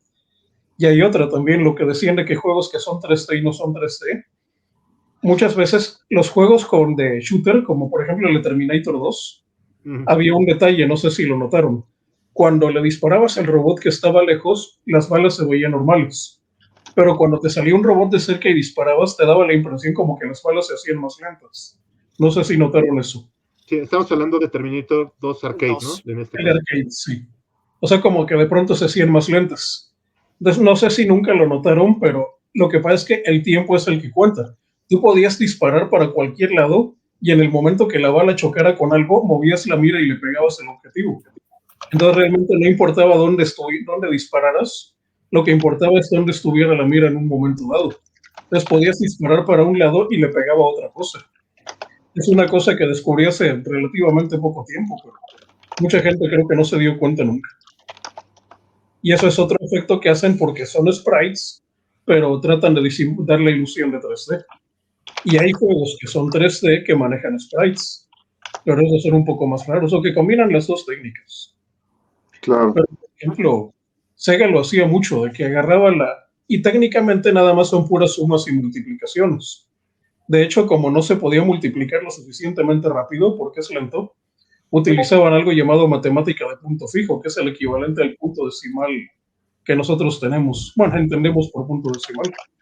Y con eso era lo que hacían las texturas. Todavía en el primer Play se manejaba algo simple, y era por cambio. Pero sí, eso es el detalle que se hacía en esa época. Adelante, ¿quién te ibas a decir? Sí, justo, bueno, y fíjate, hasta venía señalado de repente en las notas que teníamos previas. Hay otra tercera ruta, ¿no? Porque estas dos son el gráfico renderizado en tiempo real, o sea, el gráfico producido en tiempo real. Pero había otra ruta que sí era muy prominente, que era el gráfico prerenderizado, ¿no? Y que lo vimos muchas veces y, bueno, creo que de los juegos más famosos de eso sería Donkey Kong, ¿no? Pero estaba ahí desde hace mucho. Que lo hizo bien.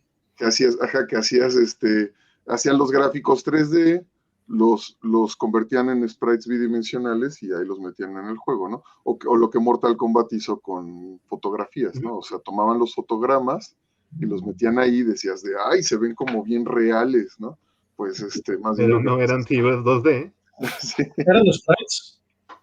Sí, exacto, ¿no? Y creo que esa era una ruta la verdad es una ruta muy válida que sacaba la chamba y que daba el efecto, ¿no? Y era muy impresionante. Efectivamente, a veces lo hacían, o sea, creo que de repente sí parecía que Donkey Kong fue de los poquitos que lo hizo bien, pero aún así, bueno, o sea, querías ese efecto 3D, querías que pareciera, y de repente ahí estaba, ¿no?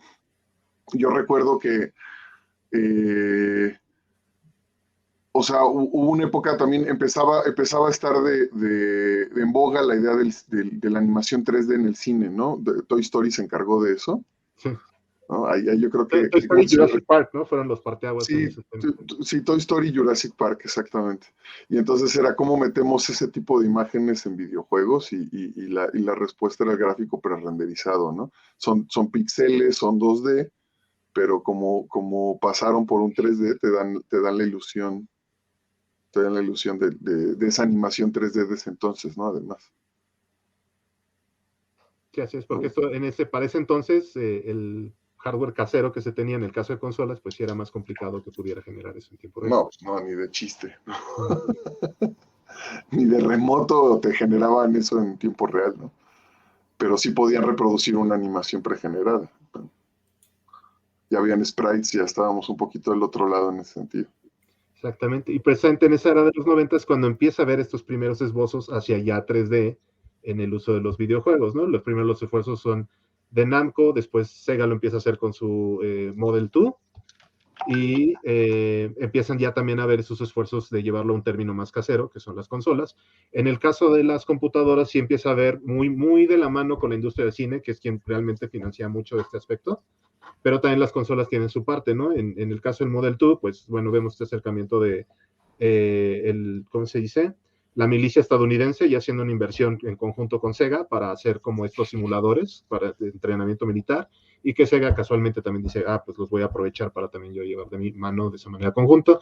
Namco es su parte de las arcades, y Sony viene de un desplante de Nintendo de pelea con, que es Panasonic, si no me equivoco, el otro, a quien la Philips, tercera llanta, ¿perdón? Philips. Philips, perdón, gracias, qué bueno que me corrigiste. Sí. Es Philips la tercera llanta que deja ahí en el olvido. Y entonces viene algo muy importante que sí hace Sony muy adecuadamente, que es compra Psygnosis, y ellos desarrollan toda esta plataforma de 3D para que pueda haber un desarrollo conjunto para todos los demás. Entonces, eso es lo que permite ese boom de 3D, que también ya había otros esfuerzos antes muy memorables, que es lo que hizo Nintendo con su Chip FX. En este caso tuvimos que Pilot Wings, y ¿cómo se llama el otro? Star Fox. Star Fox, Espera, gracias. ¿no estás confundiendo el SFX con el CRS, el de modo 7? Porque modo Pilot 7, perdón, gracias, sí. Sí, el esfuerzo de Nintendo, perdón, gracias por corregirme. Okay. Es la parte de con Star Fox y Pilot Wings, que son esos dos esfuerzos que hace Nintendo en la parte de 3D, que son, ahí como venía comentando Mario, son dos esfuerzos agregados de chips extra, que no lo hacía intrínsecamente el hardware, pero sí venía en parte del cartucho para poder permitir ese tipo de gráficos. Pero al principio estos esfuerzos son muy, ¿cómo se dice? Muy escuetos, porque el 3D que tenemos pionero en esos momentos, pues sí es muy, muy, ¿cómo lo podríamos llamar? ¿De bloque o cel shading? Ahí corríjame un término adecuado. Yo diría que sí, como de, no sé, fíjate, sí, pero no creo sé que cómo de llamarlo en este momento. se entiende, ¿no? Como de cuerpo, como de voxel, eso, ¿no? Como de cajas, como de bloque. Sí, de bloque. Entonces, ¿qué nos quisieran comentar al respecto de esta transición? Como de relleno, más bien se rellenaba el área, ¿no? O sea, ya podía dibujar No había tanto uso de texturas en un inicio. Exactamente. Era el 3D más plano de la faz de la Tierra. Que de repente eso de trabajar con engines, que como a veces los engines ya traen metido el tema de las texturas, quitarlas implica proceso extra. Y la computadora está haciendo más esfuerzo en hacer las cosas planas. Es como muy raro eso también. O sea, de repente siento que hoy día los engines presentan retos que no habíamos tenido antes porque limitan mucho ciertas opciones, y hacer las cosas diferente implica procesos adicionales, ¿no? Que era algo que no pasaba en ese entonces. Éramos mucho más de lo que hay y cómo lo aprovechas, ¿no? O sea, es más trabajo hacer un juego que se ve antiguo. Sí, exacto. sea, de repente quieres hacer un juego en pixel art y es una chambotototota, ¿no? Y quieres hacer un juego que los gráficos parezcan de PlayStation 1 y... Bueno, hoy en día sí. Sí, no, le metes una exigencia extra al engine de videojuegos, ¿no? Que en ese momento era lo natural. Que luego por eso gráficamente tenemos tanta reiteración de estilos. Sí, o sea, exacto. como no están aplicando suficiente trabajo para lograr un tipo particular de textura, sino o se quedan con la que viene de cajón o de plano la quitan, de repente, y también es como, perdón, pero sí flojera por parte de los diferentes niveles de la industria, que no haya diferentes propuestas de estilos gráficos, ¿no? Sobre todo para el 3D, que nos quedemos con las texturas que nos están dando los engines, porque es lo más barato, no porque sea necesariamente lo más pertinente para la experiencia 3D, ¿no? Bueno, también hablamos de que en aquel entonces se hacían muchos motores para estos juegos muy específicos, ¿no? Y hoy en día, para ahorrarse costos, dicen, pues es más conveniente que todos usemos uno en común para desacelerar ese costo. Que ahí habría que ver el balance, ¿no? Hoy en día, en aquel entonces era costosísimo porque, no sé, un juego X tenía que desarrollar su motor específico para ese juego y luego otro motor específico para otro juego, y eso hacía como tanto el desarrollo más lento como también más costoso en muchos términos, ¿no? Hoy en día, pues sí, todo el mundo se va a la fácil y dice, pues Unreal, y ya estuvo. Entonces, habría que ver qué balance hay es de inversión hoy en día también para hacerlo costeable, porque de aquel entonces cámbiame este sprite y vuelve a redibujar todo eso, y ahora lo que pues sí permitió, ayudó mucho ese 3D es que ahora pues nada más ponle el sombrero nuevo y el nuevo y ya está. Entonces, habría que ver ese balance, y también en eso que comenta Blanca, pues también en el término de hacerlo más económico no debe estar exento de la creatividad, entonces sí debe haber un esfuerzo por parte de una compañía sí tiene esta base, pero ¿qué es lo que estás haciendo diferente para que se vuelva algo nuevo y novedoso, ¿no? Y que en ocasiones no tiene que ver ni siquiera con un mega display gráfico, ¿no? Pensaba en pequeños juegos que incluso, o sea, son 2D, pero sí generan un ambiente tridimensional como Limbo, a punta de transparencias, ¿no? O sea, que estás viendo recursos que ya estaban en la historia del arte y que los estás explotando, ¿no? O sea, juegos inteligentes más que juegos golosamente ambiciosos en cuanto a lo gráfico, ¿no? E incluso si pensemos que ya tenemos la posibilidad y lo decidimos de hacerle una inversión gráfica súper ambiciosa, pues ya échale ganas a generar un estilo que valga la pena, ¿no? Que además refuerce lo que tú quieres transmitir con ese espacio. Porque en ocasiones, con tal de usar el Unreal y hacemos nuestro 3D, a lo mejor para ese juego en particular y para esa cosa que queremos narrar, el tipo de mecánicas que tenemos, hasta ese tipo de gráficos nos están estorbando, ¿no? A lo mejor necesitamos algo con más síntesis, más minimalista, o en otras ocasiones, ¿sabes qué? No, sí, necesito que esto sea all the way y todo desbordado y hasta churrigueresco, ¿no? Pero creo que también tenemos, y perdón que lo diga, una pobreza en la formación de artistas digitales y de artistas técnicos. Saben usar las herramientas, pero ¿y dónde están los lenguajes? ¿Y dónde están los estilos? ¿Y dónde está la experimentación plástica, no? Sí, no, bueno, está resaltando incluso la importancia de un proceso de diseño previo, ¿no? Que de repente hay muchos que se avientan a esto es lo que sé hacer, vamos a hacer un juego y pum, a desarrollar, ¿no? Y no pasan por ese proceso de preanálisis, ¿no? De preconstrucción, ¿no? El anteproyecto, incluso, ¿no? Que desde ahí tendría que partir para hacer propuestas más divergentes, ¿no? Se nos va. O ya estamos incómodos, ¿no?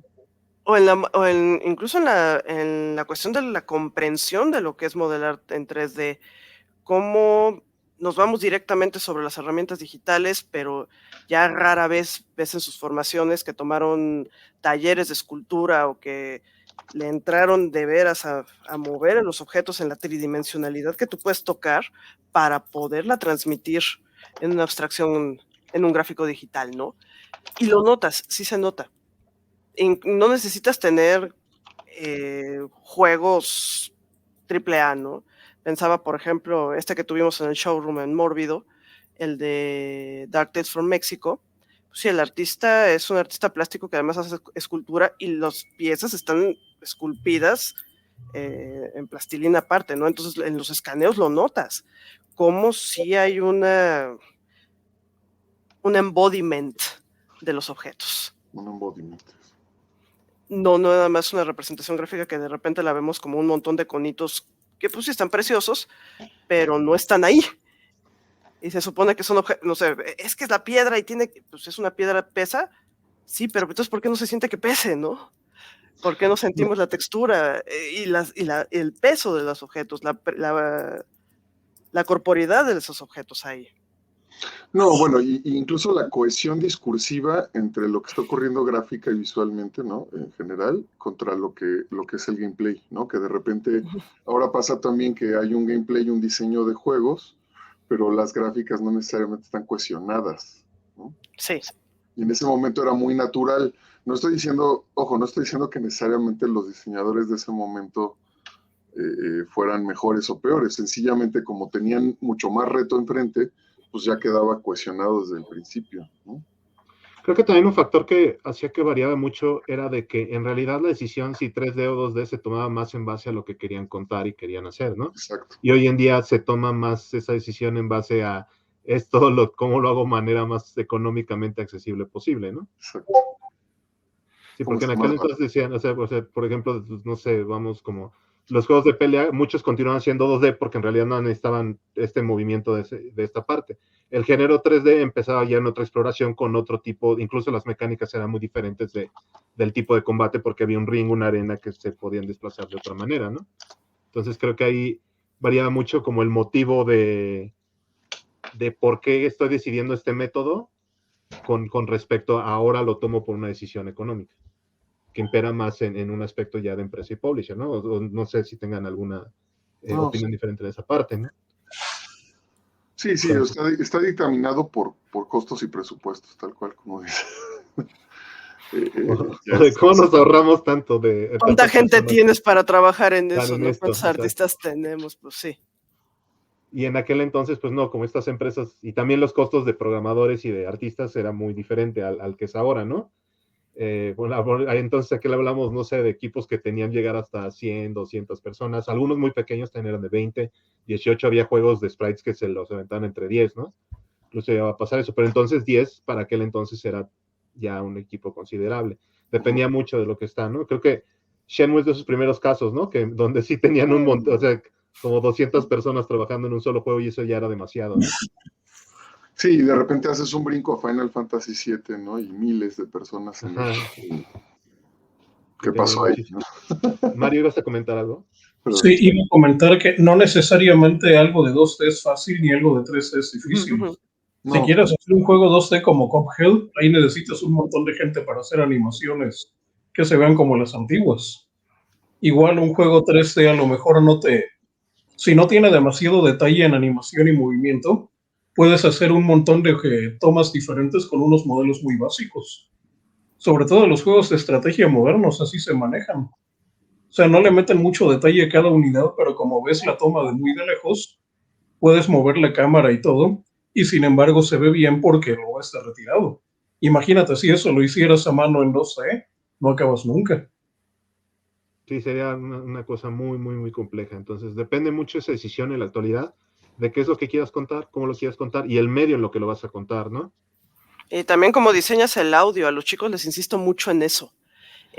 Gran parte de lo que es la espacialidad en 3D la vamos a sentir por cómo sentimos el audio.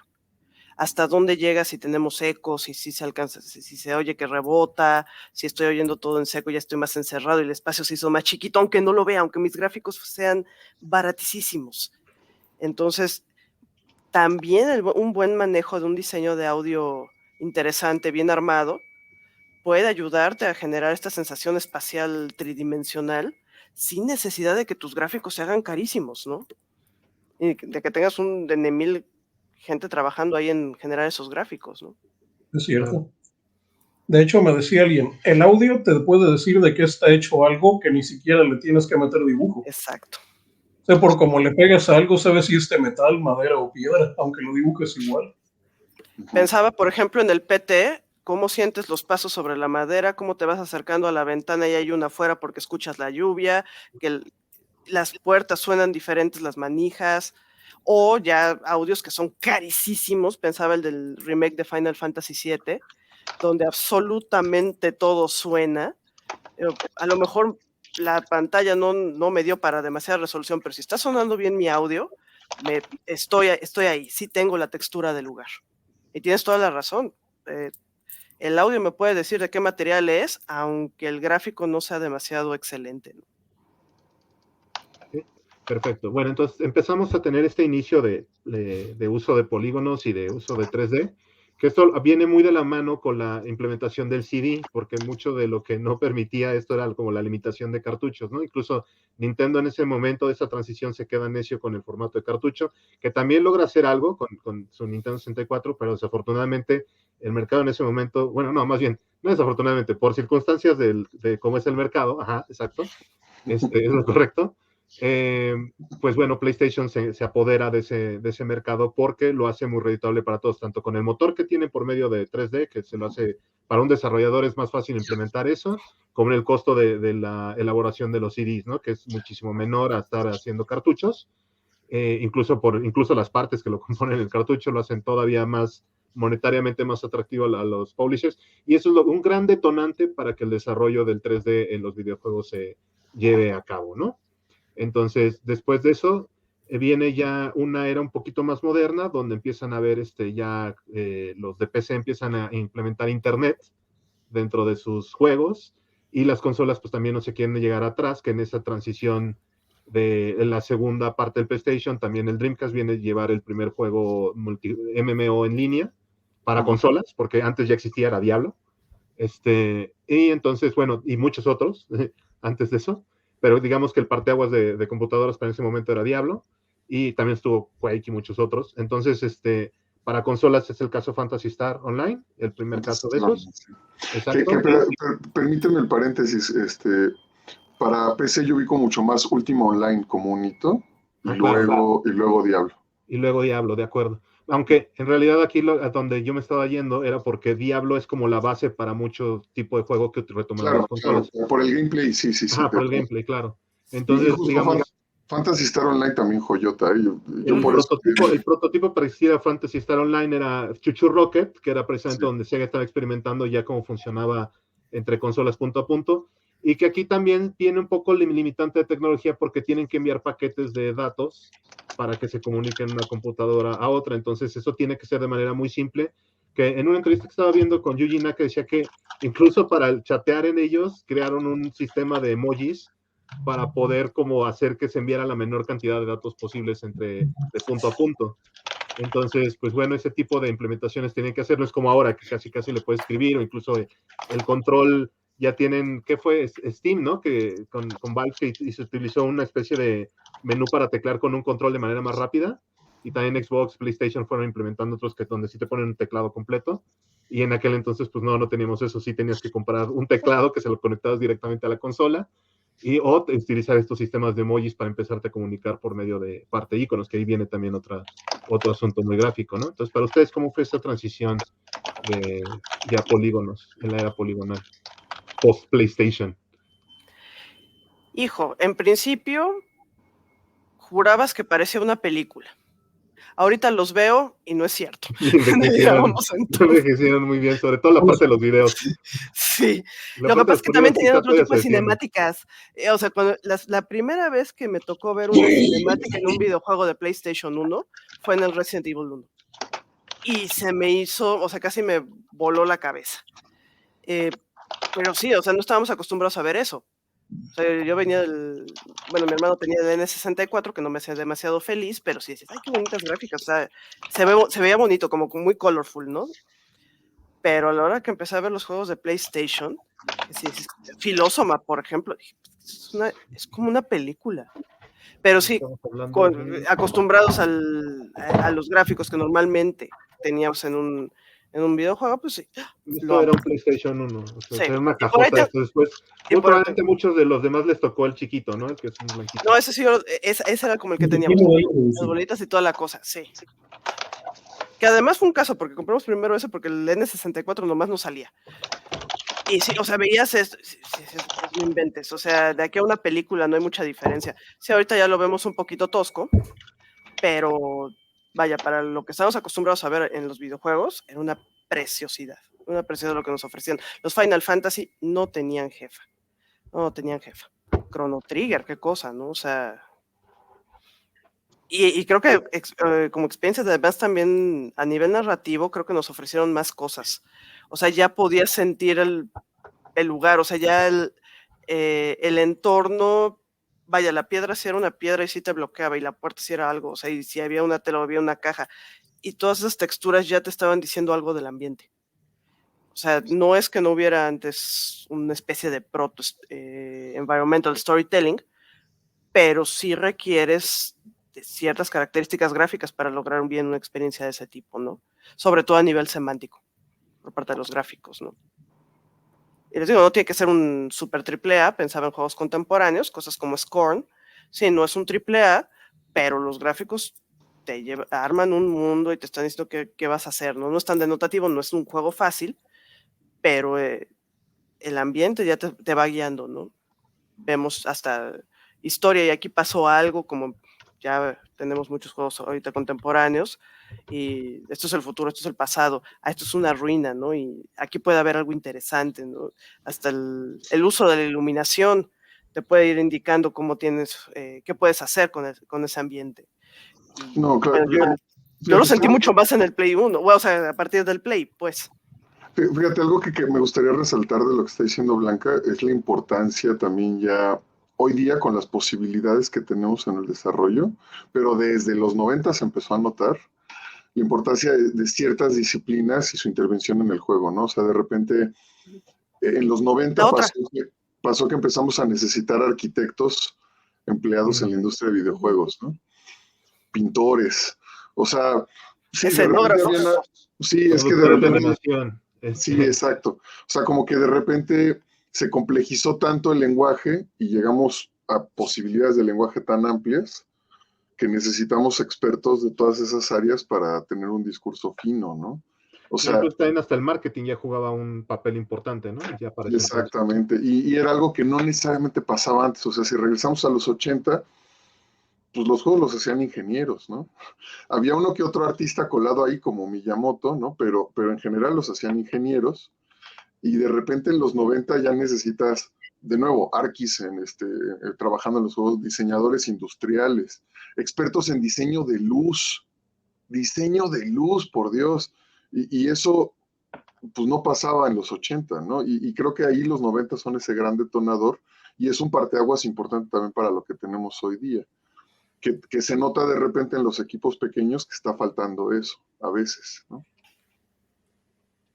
Sí, que faltan como estas personas que lleguen a asesorarlos en otras áreas o complementar esas áreas que le hacen falta al juego, ¿no? Sí, porque aunque tengamos el espacio, pensemos, Prey ya está armado, ¿sí? Por ejemplo, el diseño de iluminación te permite generar tensión, te permite generar atmósfera, dar acento, o sea, guiar hacia donde debe de ir la atención, o sea, es un parote, ¿no? O sea, en ese sentido, sí se ha vuelto, aunque sea un juego pequeño el que tengas en mente, una experiencia mucho más compleja en cuanto a necesidades de lenguaje, ¿no? Pero creo que también se han vuelto discursos de mayor complejidad y mucho más, si quieren, con más carnita y mucho más interesantes, que además nos permiten contar cosas que a lo mejor con lo que había en los 80 no podíamos contar de esta forma, ¿no? No por lo espectacular, el lenguaje por cinematográfico, que no había tan explícitamente en el periodo de los 80, por tanto limitantes de encuadres, de gráficos, de muchas otras cosas. Perdón, Mario, ¿ibas a decir algo? Sí, que ahora, por ejemplo, se necesitan actores de voz y de movimiento. Antes nada más escribías un texto y hacías un dibujo mal hecho y ya tenías... Esa parte la empezamos a tener a partir de los 90s, cuando empezaron a ver los primeros juegos de CD, de Sega CD, PC Engine y de computadora, que ya estaban estas partes de FMV y de...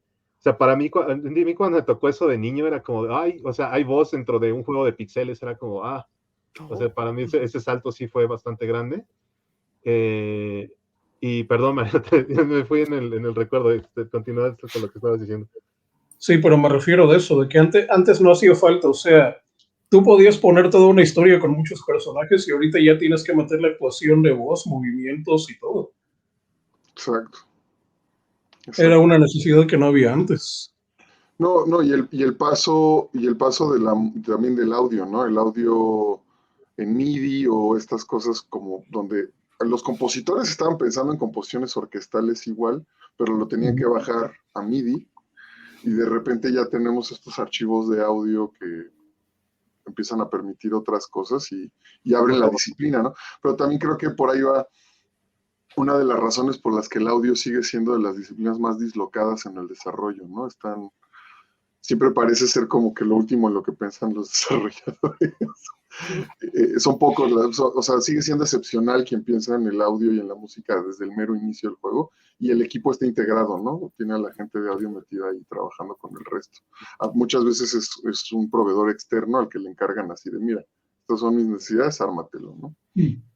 Entonces, es a partir de la época poligonal donde los videojuegos se empiezan a ver interdisciplinarios. Sí, porque exacto. era muy algo ligado en programación y visual y de partes gráficas. O sea, incluso muchas de las personas que hoy en día son productores de juegos o eran como la parte de audio o eran como el de que hacía los pixeles y hacía los diseños de los personajes o el de la historia o los programadores que esos ya están en partes gerenciales más altas, ¿no? Como lo vienen llevando hoy en día y a cabo. Pero bueno, entonces teníamos esta transición de polígonos y entonces empieza a evolucionar a medida que empieza a ver la parte gráfica y se vuelve más potente. Creo que es a partir de la hora del Dreamcast, PlayStation 2, Xbox, donde empieza a ver como este boom en gráficos, porque creo que incluso para muchos fue la primera vez que veíamos como que lo que veíamos en el arcade se veía tal cual en casa. Creo que fue de las pocas veces en que, porque incluso en la era del PlayStation, como que lo veías y era como aproximado en algunos casos, en algunos juegos de pelea de 2D, como que sí era muy parecido, era casi 1-1, casi, sí tenían algunas diferencias, pero en lo que respectaba de lo demás, pues no, sí había un bajón de gráficas porque los componentes del hardware eran más económicos. Pero a partir de la era del Dreamcast es cuando empieza a hacer 1-1 y es cuando la gente dice, ok, eso que estoy viendo ahí en el arcade ya lo puedo tener yo en casa. Y es que ahí también cuando empieza a haber un bajón en la parte de los arcades, ¿no? Que empieza a caer esa industria, porque ya no compiten en los mismos términos. Ya no hay la necesidad de ir a pagar una moneda todo el tiempo para estas cosas. Y como los arcades. Exacto. Y como el componente se vuelve online, ya no hay necesidad de ir a aquel expendio a gastar el dinero a competir con el otro. Entonces, eso detona mucho también del crecimiento y de cómo se va llevando incluso las interacciones que llevamos hoy en día en la manera de cómo jugamos en línea, ¿no? Entonces, a partir de esta época, que sería ya la era de Dreamcast, ya para cerrar la conversación del día de hoy, porque ya la era moderna, no tiene caso ustedes, nuestra audiencia es muchísimo más joven, y a partir de que sería Xbox 360, PlayStation 3, ya dominan sin ningún problema, que ya están acostumbrados a otro tipo de juego. Incluso ya son estas generaciones más modernas donde ya la era poligonal y hay juegos en celulares que incluso empiezan, esos juegos en celulares ya empiezan a surgir a partir de la era del Dreamcast, curiosamente también, aunque de una manera más primitiva, ¿no? Pero empiezan a suceder que eran este gusanito que venía en el Nokia, ¿no? ¿Cómo se llamaba? Nibbles, ¿no? Sí. Y empieza a haber esta interacción de descargar esos juegos por celulares en esa era también. Entonces, ¿qué nos pueden comentar acerca de ese desarrollo? ¿Desarrollo en qué época? Bueno, de la era Dreamcast, de la parte visual, la parte tecnológica. Adelante. Ok. Hay una parte muy importante en la era del Dreamcast. Por mucho tiempo, el 3D de las computadoras y los videojuegos se hacía o con números enteros, aritmética entera de punto flotante, o con punto flotante 1-1, como sería en una calculadora. Pero, ¿qué pasó todo ocurrió al mismo tiempo? El Dreamcast, Play 2, creo que el Cubo también, y hasta las computadoras caseras, el MMX y el Pentium 2, bueno, 3 más que nada, inventaron una cosa que le llamaban registros vectoriales. No sé si se acuerdan que decían mucho que el Dreamcast era de 128 bits. No era exactamente de 100. No exactamente, sí y no. El CPU del Dreamcast era el SH4 y era de 32, pero tenía registros de ancho de 128 bits que permitían meter 4 números de punto flotante de 32 bits y utilizar procesamiento SIMD, que le llaman, que es una manera de hacer cálculos tridimensionales mucho más rápido que haciéndolos como se hacía antes con el punto flotante normal. En lugar de ser 1 más 1, eran 4 unos más otros 4 unos. Era mucho más rápido eso. Entonces, a partir de toda esa generación, el Play 2, el Dreamcast y todos esos, empezamos a tener un 3D, ya 3D de punto flotante, como en los libros de programación dice que se debe de hacer el 3D. Y ahí ya no sé si se acuerdan que en el Play 1 las texturas de pronto como que se movían, como que latían las paredes. A partir del PlayStation 2 ya no pasa eso, porque ya están usando punto flotante de veras. Eso de que latían las paredes era por un error de redondeo que había en los cálculos, que si bien también tenían sus coprocesadores, eran basados en enteros o en aritmética de punto fijo. Pero ya a partir del Dreamcast ya se perdió ese efecto y ya nada más fue irle subiendo la cantidad de polígonos por segundo. Dreamcast empezó con 3 y ya perdí la cuenta de cuántos van. De hecho, otro detalle aquí, nota de color ahí para comentar en la escuela. No sé si saben lo que pasó con el PlayStation 2 y Saddam Hussein. No. O sea, hubo un lío por ahí, porque resulta que para guiar un misil necesitas hacer unos cálculos que le digan al misil por dónde se va a ir, cómo esquive los obstáculos y que llegue a donde debe. Entonces, las computadoras capaces de hacer eso las tenía controladas el gobierno de Estados Unidos. Entonces compraron Y Play 2 para hacer eso. sí, y el PlayStation 2 fue la primera computadora casera con la capacidad de hacer eso. Y ahí no acabó el asunto, sino que por esa época Saddam Hussein compró un montón de consolas PlayStation 2. ¡Qué barbaridad! Mucha gente se asustó creyendo que las iba a utilizar para guiar misiles, pero pues al final nada más se los regaló a sus amigos. Pero el PlayStation 2 soltó un debate porque era algo así como 2,000 millones de operaciones por segundo, el límite legal para tener una computadora. Arriba de eso necesitaba sacar un permiso. Entonces salió el PS2, no pudieron detener el negocio y el negocio siguió. Y entonces al rato, así como dicen Doom corre cualquier cosa, van a decir, puedo dirigir un misil con cualquier cosa. De hecho, eso de los drones, que ahorita los agarramos hasta como juguetes, solo son posibles porque la tecnología de los CPUs modernos te permite darles el control que en los 90, principios de los 2000 nada más tenía el ejército. O sea, tanto así ha avanzado la tecnología. Y todo eso es gracias al procesamiento paralelo que tenían esos registros de ese sistema. Pero en esa época todavía se medía en megas la memoria. No es lo que tenemos ahorita. No, de estar vigentes esas leyes no hubiéramos podido ni siquiera tener Wii. O sea, el Wiimote, todos los cálculos que tiene que hacer de posición ya son complejísimos. O sea, no hubiéramos ni siquiera llegado a eso. O sea, el puro control ya tiene un procesador muy importante y ya está haciendo una montonal de cálculos bien complejos, nada más para la posición del mando. Fíjate, también creo que otra dimensión importante que me gustaría mencionar de la era del Dreamcast, que ya la tocamos de manera tangencial varias veces, es que creo que implica una migración importante también en la forma de socializar en los juegos, que ya venía dándose desde un poquito atrás, digamos, desde la era el surgimiento de la era del Internet, más bien, ¿no? Creo que es la primera consola en tener un puerto Ethernet, ¿no? Para conectarlo a red. Ahí anda, exacto. No, eso, mero. Eso es un brinco importante, ¿no? Ya la era del Internet creo que cambia por completo la forma en la que jugamos y pensamos los videojuegos. Antes de eso, tenemos que recordar que pues nos teníamos, o sea, si tú querías jugar de computadora a computadora, por ejemplo, un juego como StarCraft, tenías que ponerte de acuerdo con tu amigo, llamar por teléfono a su casa, las dos computadoras se tenían que platicar.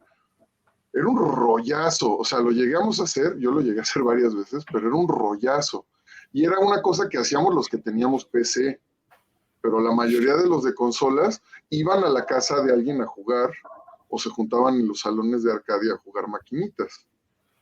Y el Internet abrió otro tipo de socialización que fue socializar a través del medio mismo, ¿no? Que eso es bien interesante y que ahorita es lo pervasivo, es lo que está en todos lados.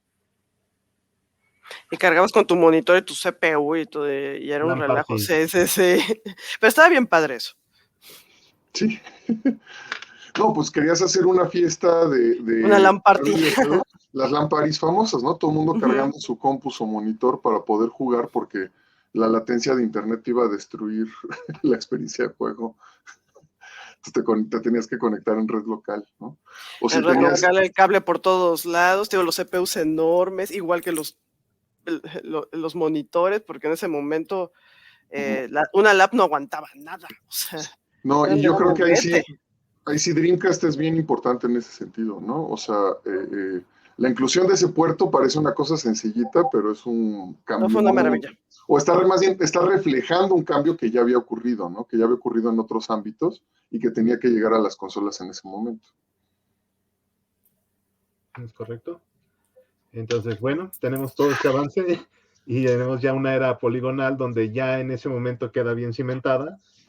Y crees precisamente, pues bueno, el PlayStation 2 viene a convertir el asunto de los videojuegos en una cosa más mainstream de lo que ya empezaba a ser. Ya para entonces los videojuegos ya era algo común en la era de PlayStation 2 y Dreamcast. Y viene ya también este nuevo jugador a la industria que se llama Microsoft, que ahí es donde cimentan muchas de las bases de cómo se juega en línea ahora. Bueno, en cuanto a consolas, en cuanto a la red, siempre ha sido un terreno salvaje. Y corta cartuchos hacia el cielo. En el caso de las consolas, sí llega a haber como este tipo de protocolo. Muchas de esas bases las pone Microsoft. Y que al principio viene a ser como este nuevo vecino incómodo para los que ya producían. Pero en realidad siempre fue parte de la industria de los videojuegos, de alguna u otra forma, ya sea proveyendo las máquinas, desde la era del SMSX, Age of Empires, muchas otras cosas. Entonces, pues ya realmente esa consola venía a ser una extensión de DirectX. Entonces, pues bueno, nunca realmente es que siempre estuvieron ahí, muchachos, solo que no se daban cuenta. Venía hasta en el cereal, solo que no sabían que lo estaban consumiendo.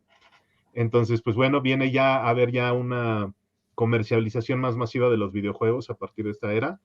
Viene entonces una era poligonal más grande en cuanto a pantallas, aumenta la definición de las pantallas, porque en ese entonces todavía teníamos que telecatódica, tiene esta transición muy, muy grande a HD. A partir de la siguiente, entre esta era y la que viene, es cuando empieza a haber ese cambio. Y pues bueno, ya vienen con estos nuevos paradigmas hacia lo que es tanto los gráficos, cómo vamos a hacer estos polígonos, y también toda esta tecnología y nuevas cosas que se vienen sumando a la parte, ¿no? Que viene también nuevas interacciones de movimiento, de cómo viene leyendo la interfaz, bueno, el control hacia las cosas. Viene también que es el Wii, y por parte de 360 es el Kinect, por parte de PlayStation 3 sería el Move, PlayStation Move, y movimiento a través de cámara. Cambia también la forma en cómo interactuamos con estos juegos. Las computadoras también ya se vuelven a ser más accesibles, las tarjetas gráficas se vuelven a ser más potentes, y viene ya toda una nueva era más artística. ¿Qué nos pueden comentar? Y antes de cerrar, ya ahora sí para cerrar el tema, porque la siguiente era, pues ya, obviamente nuestra audiencia la domina por completo. Está adelante, Mario. Pues realmente no tengo mucho que decir. Los controles de movimiento, en mi opinión, nunca acabaron de integrarse como querían que se integraran. Los gamers siguen jugando como siempre, es más un agregado que un extra que en lugar de los controles de movimiento. Pregunta, ¿crees que para VR, si VR detona en un futuro, crees que sí tenga un desarrollo más grande? Pues mira, de entrada VR nunca detonó. Desde niño estaba escuchando que iba a llegar el VR y nunca llegó. Y la tecnología realmente ya existe para hacerla. Es la gente la que no se acostumbra a vivir así. Yo creo que tiene que haber otra evolución primero. Pero hay otro detalle con los controles que mucha gente se le va. Cuando yo oprimo un botón en un control, es ese botón y no hay pierde. En cambio, cuando yo hago un movimiento frente a una cámara o muevo un control de movimiento, se puede malinterpretar o piensan que es otra cosa. Por ejemplo, si yo oprimo, como explico siempre, si yo oprimo la tecla O en el teclado, es una O y no hay pierde. Pero si yo hago esto con el dedo, el Kinect puede creer que es una O, que es un 0, o si es un 6 si no lo cierro bien. Igual al mover la cámara, todo eso, en términos de programación, se llama determinismo. Entonces, si no se puede determinar una acción, es mucho más complicado poder leer al jugador. Entonces, en mi opinión, esa es una de las cosas que ha hecho que los controles de movimiento no sean tan aceptados todavía como deberían de serlo. Sirven para muchas cosas, pero no para todas. Ok. Aparte de que el ojo humano no está hecho para ver de cerca mucho tiempo. Mucha gente le duele la cabeza con la realidad virtual porque tiene que contraer los ojos para poder ver el visor. Sí, claro. Pero fíjate que creo, bueno, yo tengo una postura un poquito divergente.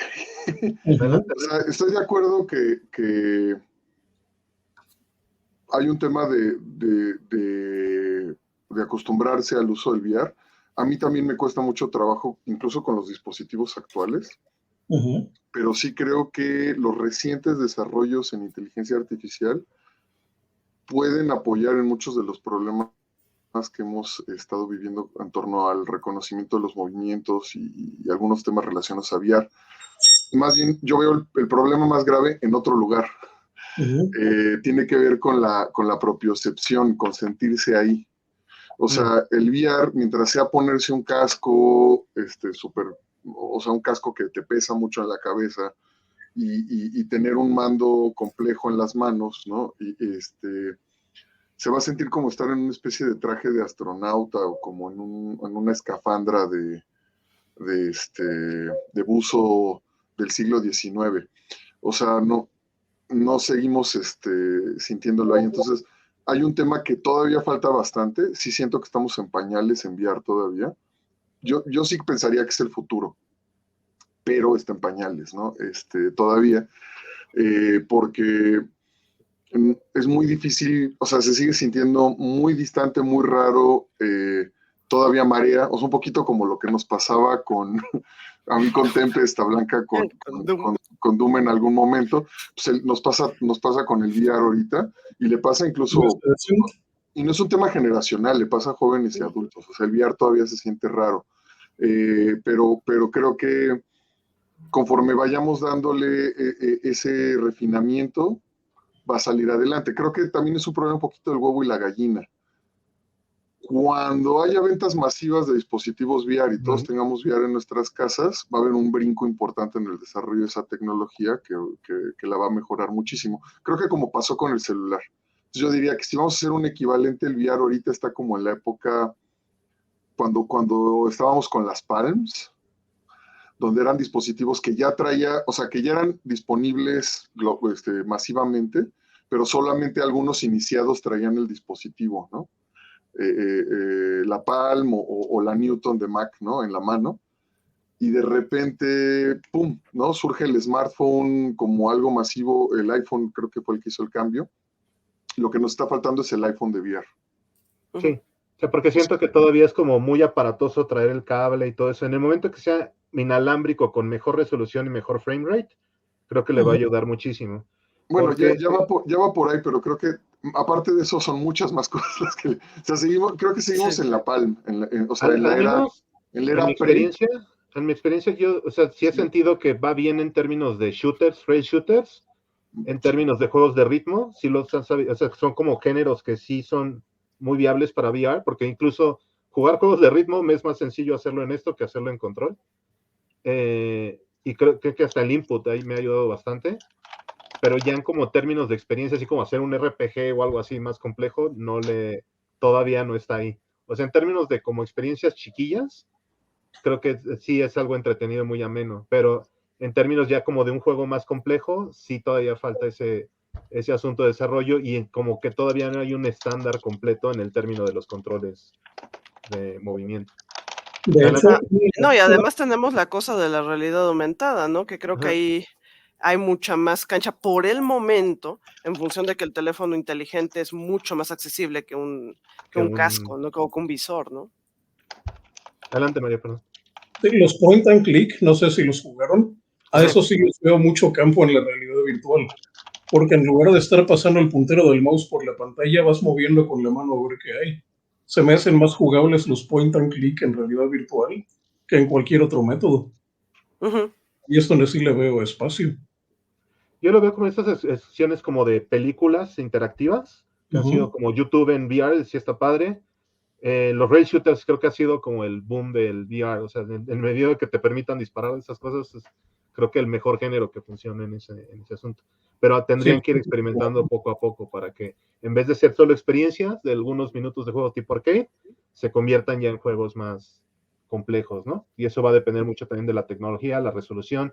Incluso, por ejemplo, a mí nunca me ha tocado marearme. Creo que solo hubo un juego que me ha hecho marear de VR, que es el de Gungrave VR, pero ese era porque la forma del salto de un lugar a otro es como muy rápida y que el número el frame rate, los cuadros por segundo que da, no son como muy responsivos. Entre más responsivo es un juego, menos mareo he tenido en un juego de VR. De hecho, nunca me ha tocado así sentir náuseas, solo he sido, ese es el único juego que me ha hecho sentir náuseas. Ahora también cabe destacar que yo sí soy una persona que se avienta a cualquier montaña rusa y no le pasa nada. Entonces, ahí depende también del estómago de cada quien. Entonces, perdón, María, ¿vas a decir algo más? No mucho, nada más de que dicen que en la realidad virtual, en el VR, como dicen, no hay que moverle la cabeza al jugador. Nada más el jugador puede mover su propia cabeza. Ajá, Pero sí, no le puedes mover la eso sí perspectiva es porque cierto. es donde se descontrola. Sí, de esos juegos que te teletransportan muchísimo, se genera ese tipo de barrido muy complejo. O sea que el cerebro no sabe dónde ubicar los pies. O sea, le cuesta mucho trabajo como relacionar el espacio. Y eso lo hace como por inercia, cómo funciona el cerebro, no tanto. Tú estás consciente de que estás en eso, ¿no? Es una De emoción. hecho, un tip, cuando se empiecen a marear jugando un juego 3D, hagan esto. O sea, agitar la cabeza y cerrar los ojos. En un segundo vuelves al juego y ya se te quitó el mareo. Ah, excelente tip. También dicen que tomar agua, pero eso no sé qué tan cierto sea. Sí, ahí sí que No, habría que ver. si la tomas muy rápido puede ser peligroso. Ok, entonces, pues bueno, ahí lo tiene. Consulte a su médico antes de eso. Entonces ya estamos en esta nueva era, que se las va a tocar a ustedes, que apenas son jóvenes en desarrollo, les va a tocar esta nueva era de VR y de realidad aumentada, donde ya incluso volvemos un poquito, hay una especie de regresión pequeña hacia lo que son los polígonos de bloque, porque hay juegos de VR muy sencillos que por procesamiento han tenido que disminuir estas texturas, pero ya está empezando a tomar otra vez esa curva donde los polígonos empiezan a ser más complejos y quizá las experiencias dejen de ser experiencias y se vuelvan juegos ya en sí, ¿no? Entonces, Bueno, pues, hay un detalle sobre eso de la sí, complejidad. Minecraft, con todo y lo que la gente lo hace menos, habría sido imposible en una época en la que las computadoras se medían claro. megas de memoria, porque es una monstruosidad de datos lo que necesitas para controlar un espacio como el de Minecraft. No, incluso también este Flight Simulator de hoy en día, si no hubiera toda esa nube y procesamiento de cómputo detrás, no podríamos ver eso como se ve. Es decir, si alguna vez, o sea, si no quieren hacer nada más chill out de viajar de un lado a otro, esa cosa está increíble. Se los recomiendo muchísimo. Entonces, pues bueno, no nos queda más que agradecerles a ustedes por acompañarnos en este espacio, también a Jacinto, a Mario y a Blanca por acompañarnos con su ponencia, con sus experiencias y con su trayectoria para la ponencia que tuvimos el día de hoy. También agradecemos muchísimo al espacio que nos brindaron. Y pues bueno, pues, ¿algún comentario que quieran decir antes de despedirnos de la audiencia? No, pues ahora sí que recomendarle a nuestros jammers que sobre todo se la pasen bien, ¿no? O sea, que sí revisen la historia de los videojuegos, por el amor de Dios, van a encontrar cosas bien interesantes, cosas que les pueden tirar un paro, pero que se diviertan. De veras, esos juegos que no eran tan golosos, sí eran bien divertidos. Y creo que pueden recuperar muchas cosas ahí. Sí, fíjate que voy a hacer eco de lo que está diciendo Blanca un poco. Disfruten la Jam, úsenla para socializar. Algo que me preocupa, a veces he notado que está bajando la variedad de juegos que se hacen en la Jam. Acuérdense que hay una dimensión, sí, de innovación siempre en la Global Game Jam, ¿no? Es socialización es una parte importante, pero también la innovación. Atrévanse, el momento de fallar también en hacer un juego es una Jam. O sea, si se equivocan es parte de vivir una Jam y si no les queda como querían, también es parte de estar en una Jam, no se estresen demasiado. No, a veces está esta cosa del principio KISS, búsquenlo en internet, es algo que viene ahí de diseño de mediados del siglo XX, pero que creo que todavía aplica mucho para las Game Jams. Entonces busquen el principio KISS, así como beso en inglés, y les puede servir para esto. Bueno, un comentario que yo tendría, suponiendo que estuviéramos hablando de la Jam, es que es como en el Fight Club, el club de la pelea. Hay una parte donde le dicen a los seguidores, miren, la tarea de hoy es ir a la calle, empezar un pleito y dejarse perder, o lo van a perder. Se van a dar cuenta que la gente no quiere meterse en problemas y aunque ustedes entren en el problema y pierdan, como quiera sacan ganancia.